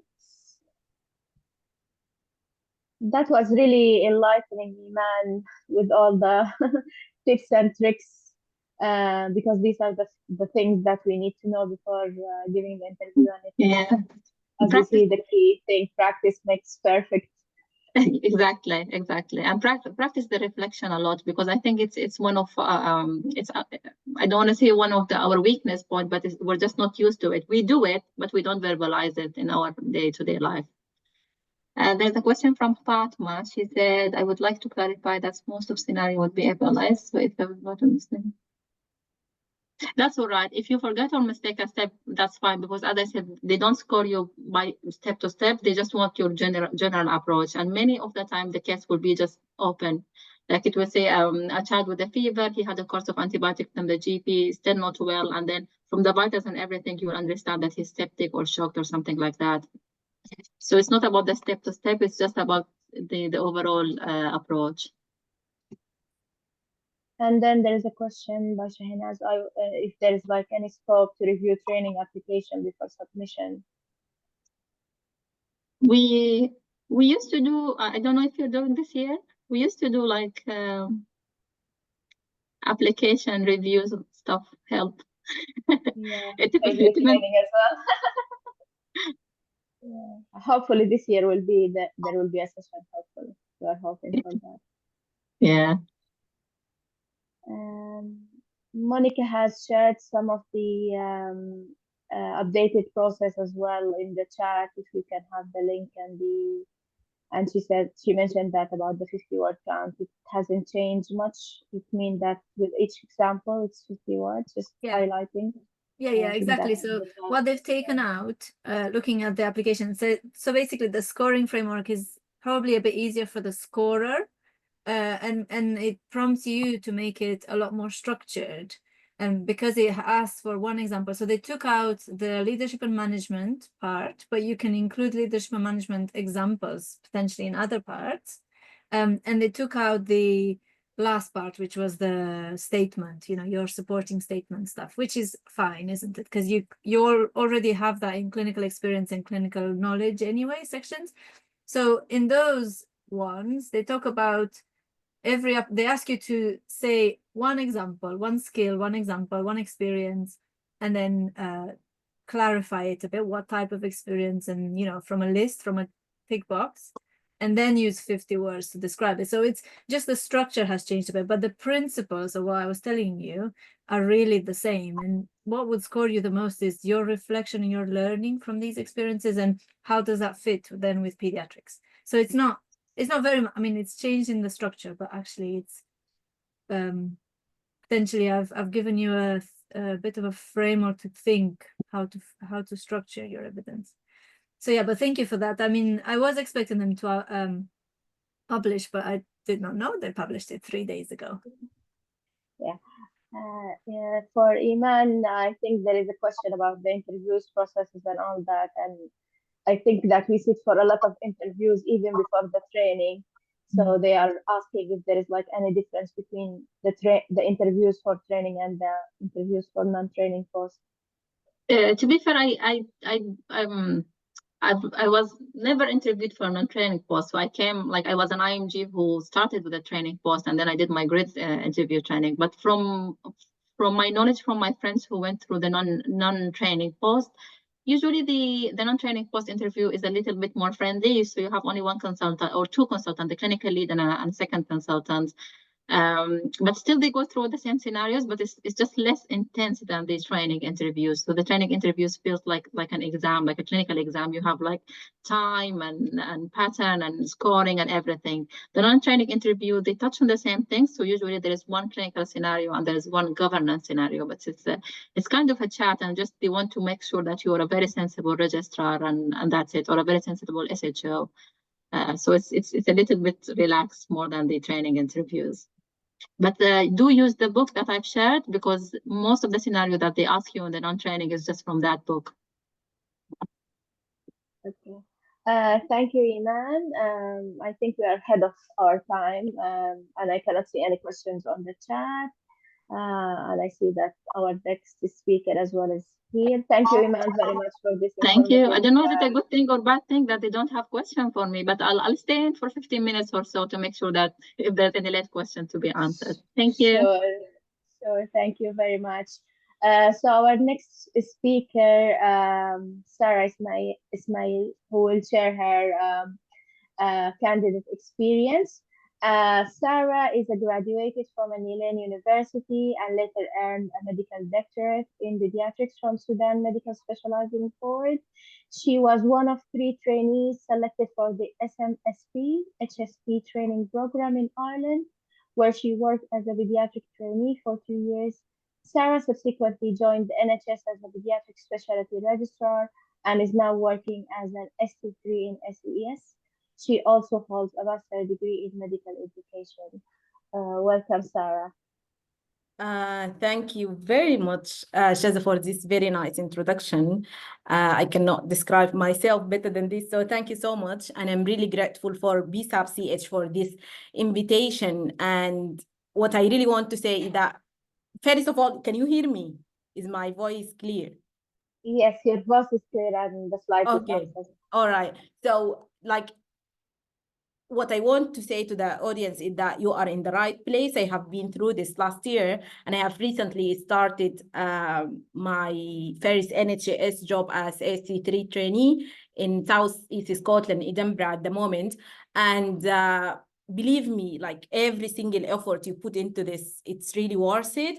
So just keep going, keep the good work, and you will be there, believe me, because like last year when I was starting my process of application and I was going through all this, the first thing I did that I looked to see if there is any webinars, if there is any YouTube lectures or anything that can help me to like roadmap my journeys.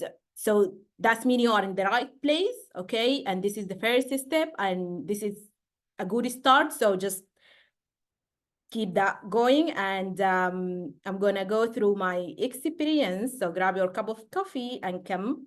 We'll have a chat in the next few slides. So with regard to my experience, just first of all, I want to make a disclaimer that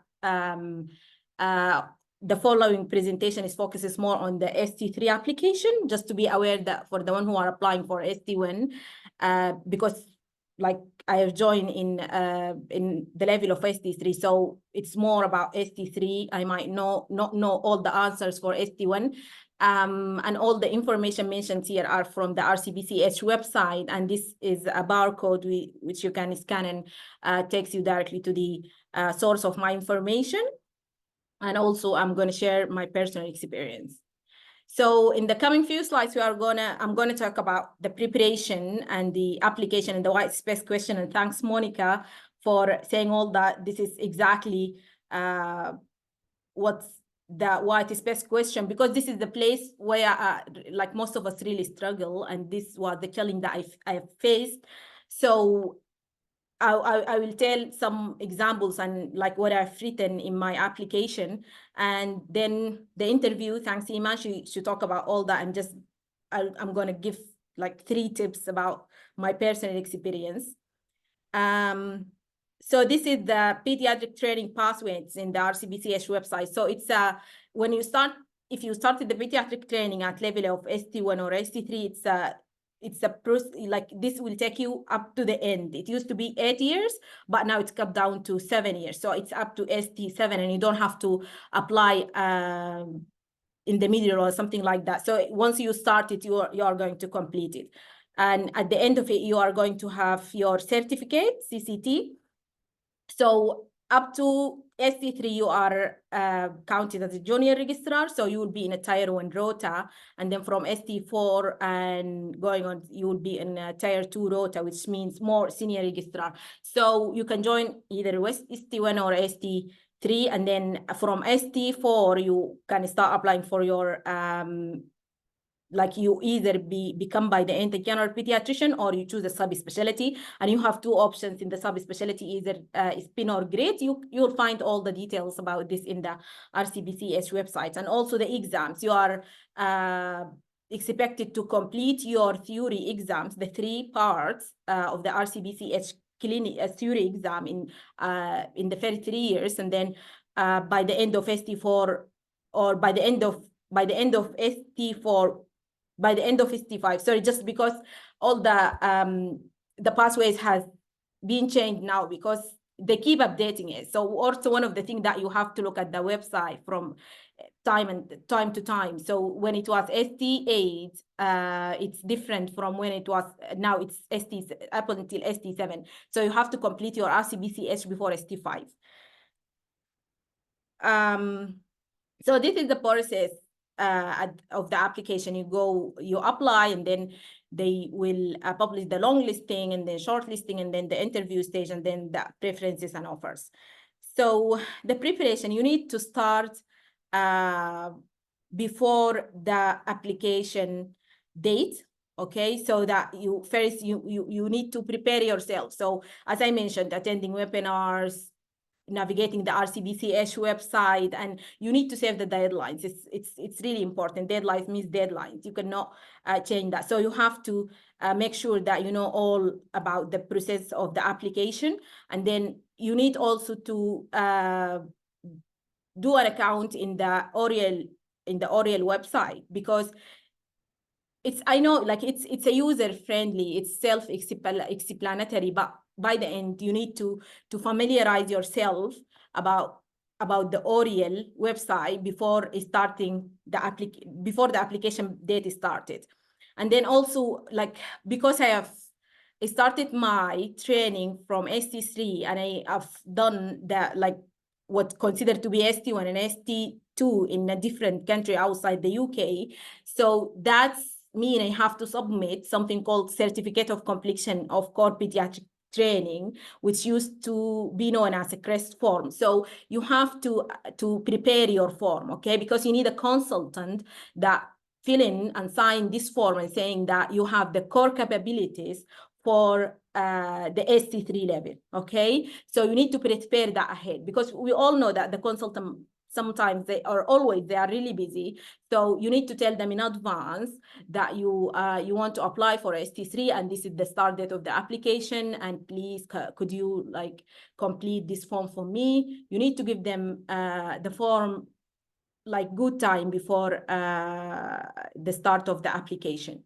And also in the form, there is lots of information telling about different stuff. Like if you, for example, because it asks about the neonatal capability as well as the general pediatrics capability. So if, for example, you are doing a general pediatric post at the moment, and this consultant who are going to sign you for the core capabilities of the general pediatrics, he doesn't work with you when you did the neonate. So there is a place in the form saying that you can submit 2 forms, one for the neonatal capabilities and one for the general pediatric capabilities. So just like prepare yourself, go like read, it's all written there, it's all the information are there, you just need to read it very well. And yeah, also there is courses, one of the like personal specification, you need to do ALS or NRB or equivalent, and you need to do APLS, and you need to have a safeguarding level 3. There is a website in which you pay around like less than £100, and then in this, and your subscription will stay there for I think 1 year. So you can do all the level 1, level 2, and level 3 safeguarding courses, and that will make you eligible to apply, plus the exams, of course, the theory exams, the 3 exams. So this is the Oriel website. This is how it looks like. I just want to show you that there is a clock there, and the clock is ticking. So when the deadline is there, that means it's the deadline. So just please keep an eye on the time and on the deadlines, and make an account in this website early on. This is the certificate that I was talking about. This might not be the same for those who are applying for ST1. This is for the core capability training form for those who are applying for ST3, and they need it. You need it if you are applying from outside the UK, or even in the UK, but you are not in the structure, in the training structure. Like you are, for example, doing a standalone job or something like that, and you want to apply for ST3, so you need to submit a certificate like this. Also, it's in the website. And then when we come to the application, and this is why I find it challenging, and you really need to prepare this early, because it takes me how long? It takes me about a few weeks until I was like confident to submit my application, and the deadline might be like the time between the application opening and the deadline, it might be not that much. So you need to prepare them ahead, and we already know about them, so it's already there in the RCBCH website. So and what I knew now, that there is some changes happen. So what I've written here, this was last year when I applied. So they ask you to, like, this is the white space question. Monica went through them already, but I'm just gonna add my experience bit to this. So the first question says, in 400 words, you need to describe your, or talk about your clinical skills. So the tip is that, and Monica can correct me if I'm wrong, those, like the assessors, the consultant who will read your application, you don't know how their day was. You don't know how many applications they have been through before they reach your application. So you need to be very succinct, okay? You need to be very direct. You need to be to the point. You need to write in a clear writing style, and it's okay to use the bullet points, all right? And the Oriel, it won't like let you go beyond the word limit. And believe me, when somebody tell you to talk about your clinical experience in 400 words, it can sound as too much, but believe me, no, it's like, for those who are applying for ST3, for example, they have at least 2 years of experience. This is the listing. They might have 5, 6, they might have 10 years of experience. So to condense all those years of experience in 400 words, it might be tricky. So like, I like what Monica said, play the game. So it's really like, and they don't know you, all right? It's the like, all they have is what you tell them about yourself. This is all they know. So you need to be smart, really, like, in writing this. So for example, I choose to speak about some of the clinical skills that I have been through, and I have physical, like I have gained very good skill in that, because I have, for example, have 4 or 5 years of experience in pediatrics, like pediatric cannulation. Like I can confidently cannulate a range of ages from day 0, preterms, up until 16-year-olds, for example. So this will show like exactly your, and you don't want to just mention it. I can cannulate confidently. I can do that. I can do that. No, you need to tell some examples, all right? Like, and use the reflection. You need to use the reflection. And the reflection concept might be a bit like, for me, for example, because I wasn't used to the the reflection in my day-to-day practice. So I have to, like, I went through all the previous, like I've asked many people to explain to me what does this mean, and I have also read lots of articles and lots of stuff there in Google about reflection practice, about the different module, until I'm confident enough to use the reflection. So it might be tricky, but like, and also you need to talk about that you are able to manage different range of pediatric illnesses, for example, pediatric emergencies. They are not expecting you to manage them independently, but like in a team under supervision, you are able to manage, for example, a DKA, asthma, status ability, all the pediatric emergencies. So this is really about the clinical skills. And it's fine to say that also I have done this number of lumbar puncture, for example. I have intubated this year-old, for example, child or a neonate. Or so tell them about your clinical skills, but try to be clear and try to be succinct and to the point. And also the clinical experience and reflection. So in this bit, you can talk about you can talk about some patient stories, all right? Like any like successful management or diagnosis of a challenging thing, or like even the normal thing, the day-to-day common pediatric illnesses that we all have been through as a part of your daily pediatric exposure. So you can talk about that. You can reflect and make sure that the confidentiality, like don't mention names and keep it anonymous. The leadership and management bit, I think it's not part of the what is best question anymore. But anyway, in this leadership and management part, like you can demonstrate examples from outside the medical field. It's not necessarily to be in the medicine. Like you can talk about you as like a leader of football team, as Monica mentioned. Like it's by the end, they just need something that really demonstrate your management and leadership abilities. For example, I told them that when I was undergraduate student, I used to be a representative of the student in the faculty, and also I was the coordinator of my group. So I communicate with the lecturers, with the doctors. I arrange the halls. I do all this. So, and even sometimes when if you have been a part of, for example, organizing exam stations, the OSCE station or exam stations, or if you was organizing a conferences, or you have been doing the rota, the teaching rota, or the on-calls rota, you can talk about all that in the management and leadership part. I think the slides are not moving, right? Yeah. So in the quality improvement projects and audits, so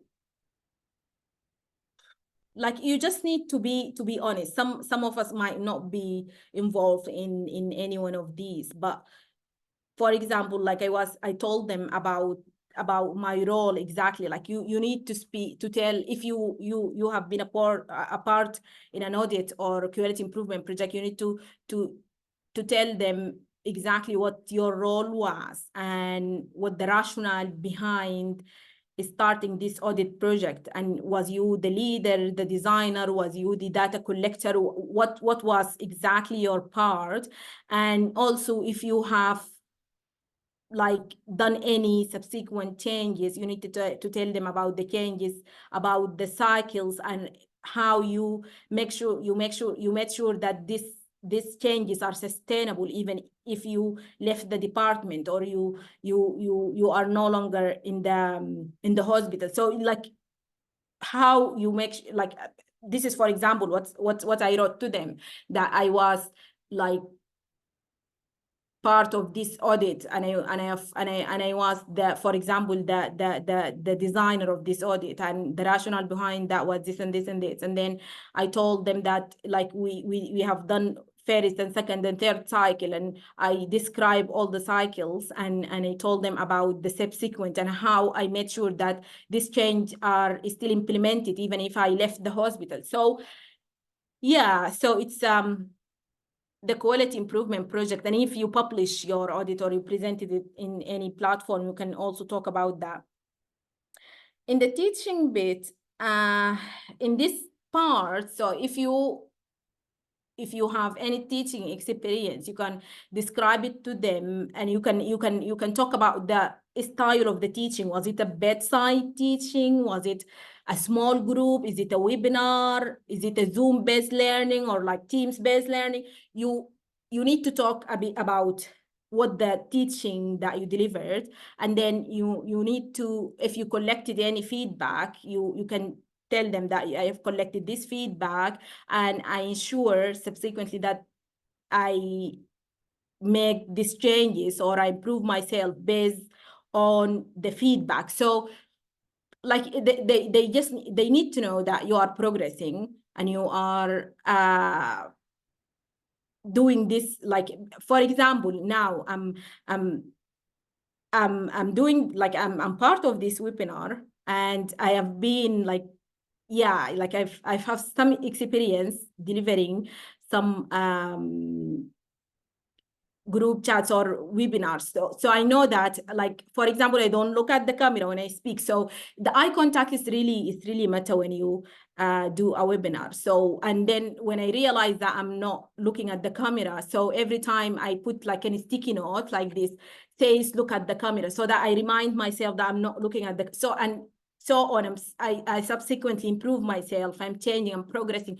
So they need to know that. And in the research and academic bit, so I described my undergraduate research, my MD research, and even like, but you need to talk about like what was your, like, for example, if you did the undergraduate research, you will be the designer, you will be the data collector, you will be lots of things. So you need to describe what exactly have you done and what you learn from that.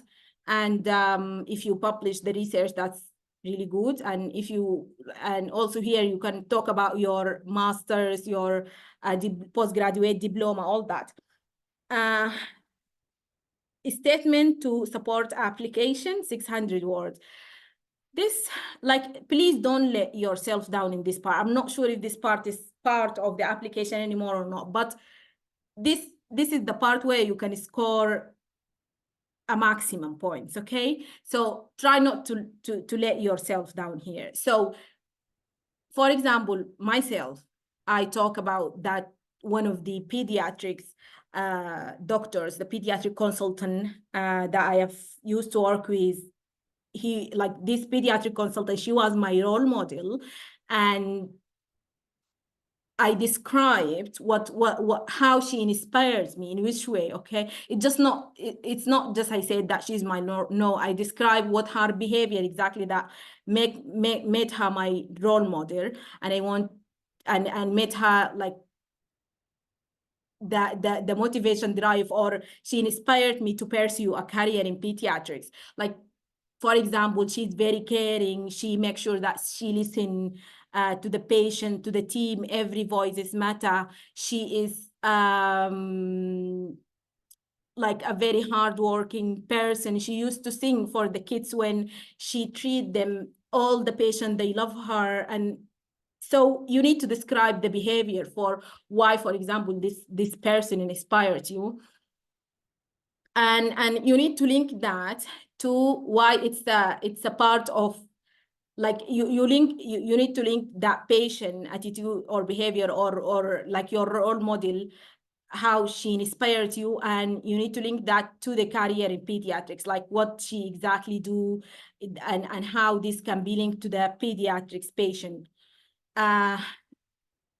So yeah, but like really remember, you need to be very succinct, you need to be focused, you need to be structured, and it's okay. You can write all those words in a double amount, okay? 600 words, you can write 1,000 words, and then try to condense them by the end. You can ask 3-4 people to read it, and then they can give you some comments. And there is a scoring framework, the one that was earlier in the presentation that shown by Monica. So that scoring framework, you can give it to some person to score your white space answers. And as long as there is no patient names, it's anonymous. So it's okay to do that. And also you can, there is lots of programs out there in the internet. I don't want to make any recommendations, but you'll find like the grammar correctors and the lots of programs that can help you, because and also one of the useful tips, because like my English, the English is not my first language, so I find it really useful to ask one of the, like, if you have a colleague or somebody who his level of English is excellent, he can go through the wording and the language. And also you can, if you can ask a native speaker to revise your white space answers, to revise the grammar and the language, also that might be helpful. So those are the tips. We already went through them. Be succinct, please, and use reflection. Familiarize yourself with the concept of reflection. Be proud of your experience. Like, I have been working in Sudan, and then I have worked in Ireland. This is my third different health system that I've been. So be proud of that. The management might be different from place to place according to the setting, but still there is lots of transferable skills, and the core capabilities are there. So you can explain why you have done this and why you have managed the patient in a certain way. So this is a point of strength. So be proud of your previous experiences. And we talked about the wording and the language. So this is the core syllabus for pediatric training. It can help you to know exactly what they want you to achieve in a level of ST3. So it's in the RCBCH website. And this is the score framework that already Monica mentioned. So the interview bit, Eiman said everything. This is the only slide that I have about the interview.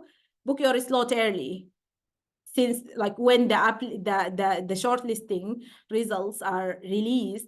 So the first thing you do is try to book your slot, because you don't know if that day you are, because it will be, usually it was, so for when I was appearing for my interview, it was 3 days. So, and there is slots and different time, but like you need to work that out according to your schedule. But the slots, you can find the slots are already booked or full, and there is only 1 or 2 slots left. So try to book it early according to your schedule, and be confident when you talk. Be confident when you talk. I know it can be tricky, especially with all that stress, but when you speak, so how to be confident is by practice. You may mentioned I think 10 times, and I will mention it 10 more times. So try to practice as much as you can. And as I mentioned, I know that I don't look at the camera because I practiced. So practice, and I'm not saying that the sticky notes are allowed in this exam setting, but try, like, you get what I want to say. It's that when you practice, you know your weakness points, you know where is the areas that you want to improve yourself in. So keep practicing.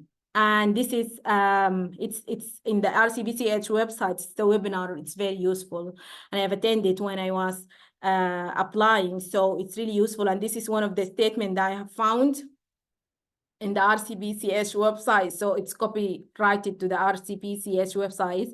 And I think it's one of the patients that sending this message to the medical staff during COVID time. So he said to them that you always help people to get better, and you are like amazing fair. So don't give up, and please keep going.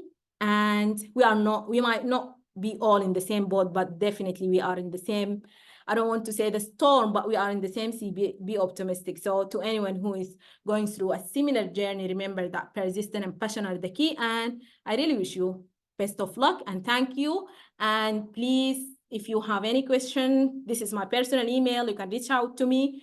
I will definitely answer eventually. Maybe can answer in few days time, but I will definitely answer. So thank you so much for that. Thank you, Sara, for sharing your experience and tips and tricks for the pediatric training. If any question, please ask them in the Fox chat. And don't forget to submit your feedback. I will pop it in the chat box. There is a question from Rawa. What is the difference between the statement to support and the clinical experience? Yeah, so the clinical experience, it's mainly about the clinical experience. It's mainly about your experience. But the statement to support, it's basically they are asking you why you want to pursue a career in pediatrics.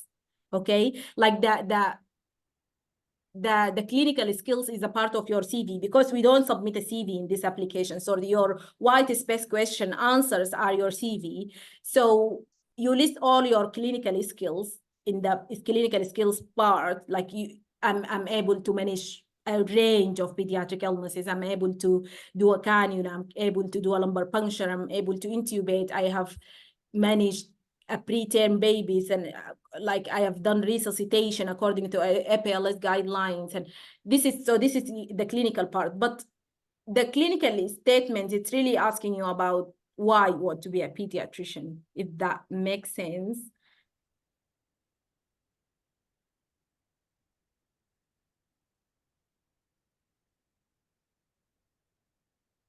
Yeah, I think this is a generalized question. Can we use the ST3 competencies from signed in July and November? I think the website will, if there is any changes, it will be mentioned in the website itself. And if you want to add anything on that as well, Sara.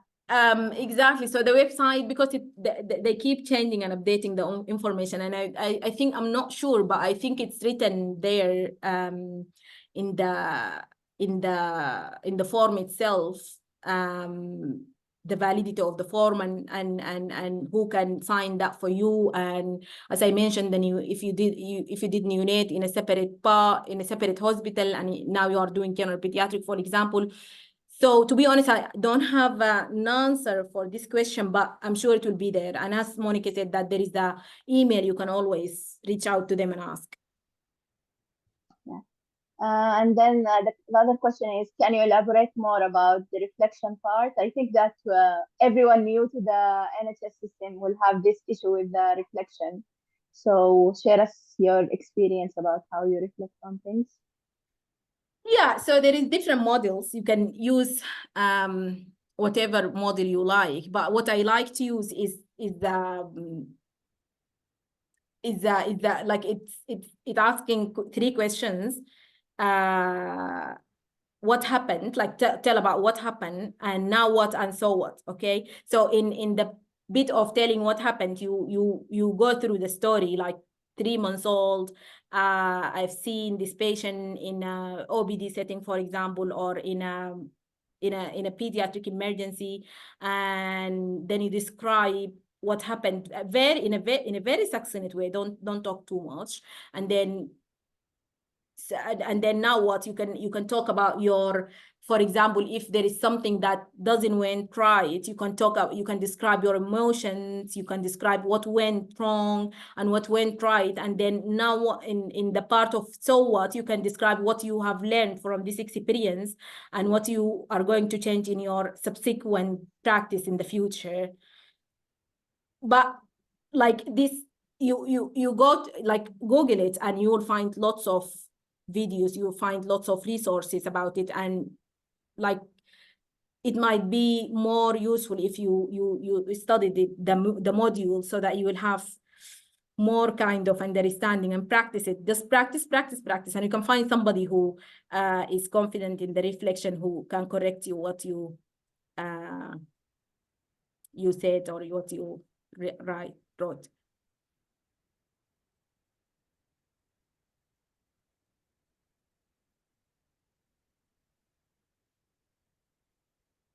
Okay. I cannot see any further questions. Okay. Thank you, Sarah, for this elaborate session. Thank you, Shaza. And thanks for all the other speakers as well. Thank you for joining us in our PSAF-CH session. I think there are a few comments popping right now. Sorry, I'm just reading through it. As you said, condense many years of experience in 300 words is really tricky. What would be your recommendation for prioritizing the skills? Okay, so I will go back to the pediatric syllabus. Here, this one, the pink one. So this one will really tell you exactly what they want from you, okay? And then you can link and you can talk about your experience in this according to what they want. Here, they tell you what they want to hear, what they want to read, okay? So you can condense all that. You can like shape it into what they want to know exactly. And then like sometimes the very flowery and beautiful words, it's fine, but it's like in the personal statement, for example, you can say that I know that I wanted to be, for example, a pediatrician since I was 3 months old, since I was a unit myself. So you can say all that, but what they really want to know is that like I'm highly committed to career in pediatrics since before even I started my medical school. Full stop. So that will show them that you are really you are highly motivated and you wanted you knew that you wanted to do pediatrics since the beginning. And then, as I mentioned, like the core syllabus will tell you exactly what you want to tell them. Okay, so go through this, and there is some experience might be very shiny, like if you have been a part of a team who they were really doing a very like for example, I have done some GIT during my clinical rotation in Sudan, okay? So I told them about that. I've told them about one of the patient story in that setting. So you can really choose, like you can choose what the very shiny things that you have went through, and you can tell them about that. You need to really be smart, and I know it's tricky, but yeah, you just need to condense all that in a 400 words, and it's tricky, but the core syllabus it will really help you to know exactly what they want to know.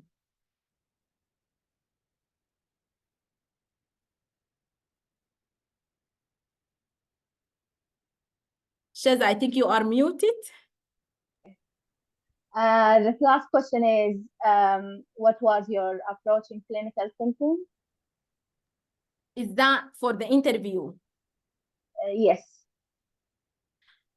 Okay, so let me try to remember. I think that was a long time ago, a few months ago. So the clinical thinking part. So yeah, so I think it's not allowed to share exactly what my clinical scenario was in the exam according to the RCBCH regulations, but I was exactly going through what Eiman already mentioned, the spies, and that you have to mention to them that this is like an emergency situation, for example, and I have to go through ABC. I have to involve the consultant very early in the process, and you need to mention the differential diagnosis, because one of the comments I remember when they were like they will send you the marking sheet by the end, telling you how much you scored and what was the comment of the first and the second panel, the first and the second interviewer. So they commented about that. Like I was really confident. Like they also comment about your behavior and attitude while they know how much stress you are going through, but still being confident is a good thing. And also they mention about the differential diagnosis, and because they asked me to recall exactly what they have said to me to summarize it, so it's okay to use a paper and pen to write down. You can show them that it's a blank paper, and you are going to use it to write down the scenario that they are going to tell you, because they will read the scenario to you. It's not written there in the screen, so you can write down what they said, and then they asked me, can you say that back to us? So I told them about what they said to me, and also they commented in the marking sheet that I was able to recall to them what they have said. So I think in the clinical thinking, you just need to be very structured, very organized. And also one of the things that you need to refer to the subspecialty teams if you want to do that. And if the scenario is about something that has a guidelines, you need to verbalize that. I will ask one of the nurses, for example, to bring the APLS guidelines for us about this, because like, for example, if it's anaphylaxis, it's clear from the beginning, like the diagnosis, anaphylaxis. So you can tell them that I will ask one of the nurses, for example, to prepare the APLS guidelines of the anaphylaxis management. So yeah, this is what I remember from the clinical thinking part. Okay, thanks a lot, Sarah. Thank you, Shaza. Yeah, thank you very much. Welcome. I think this is end our session. Thank you all for coming to our session, and thanks for all the speakers and moderators who helped this session to be run very smoothly. Thank you all. See ya. Bye.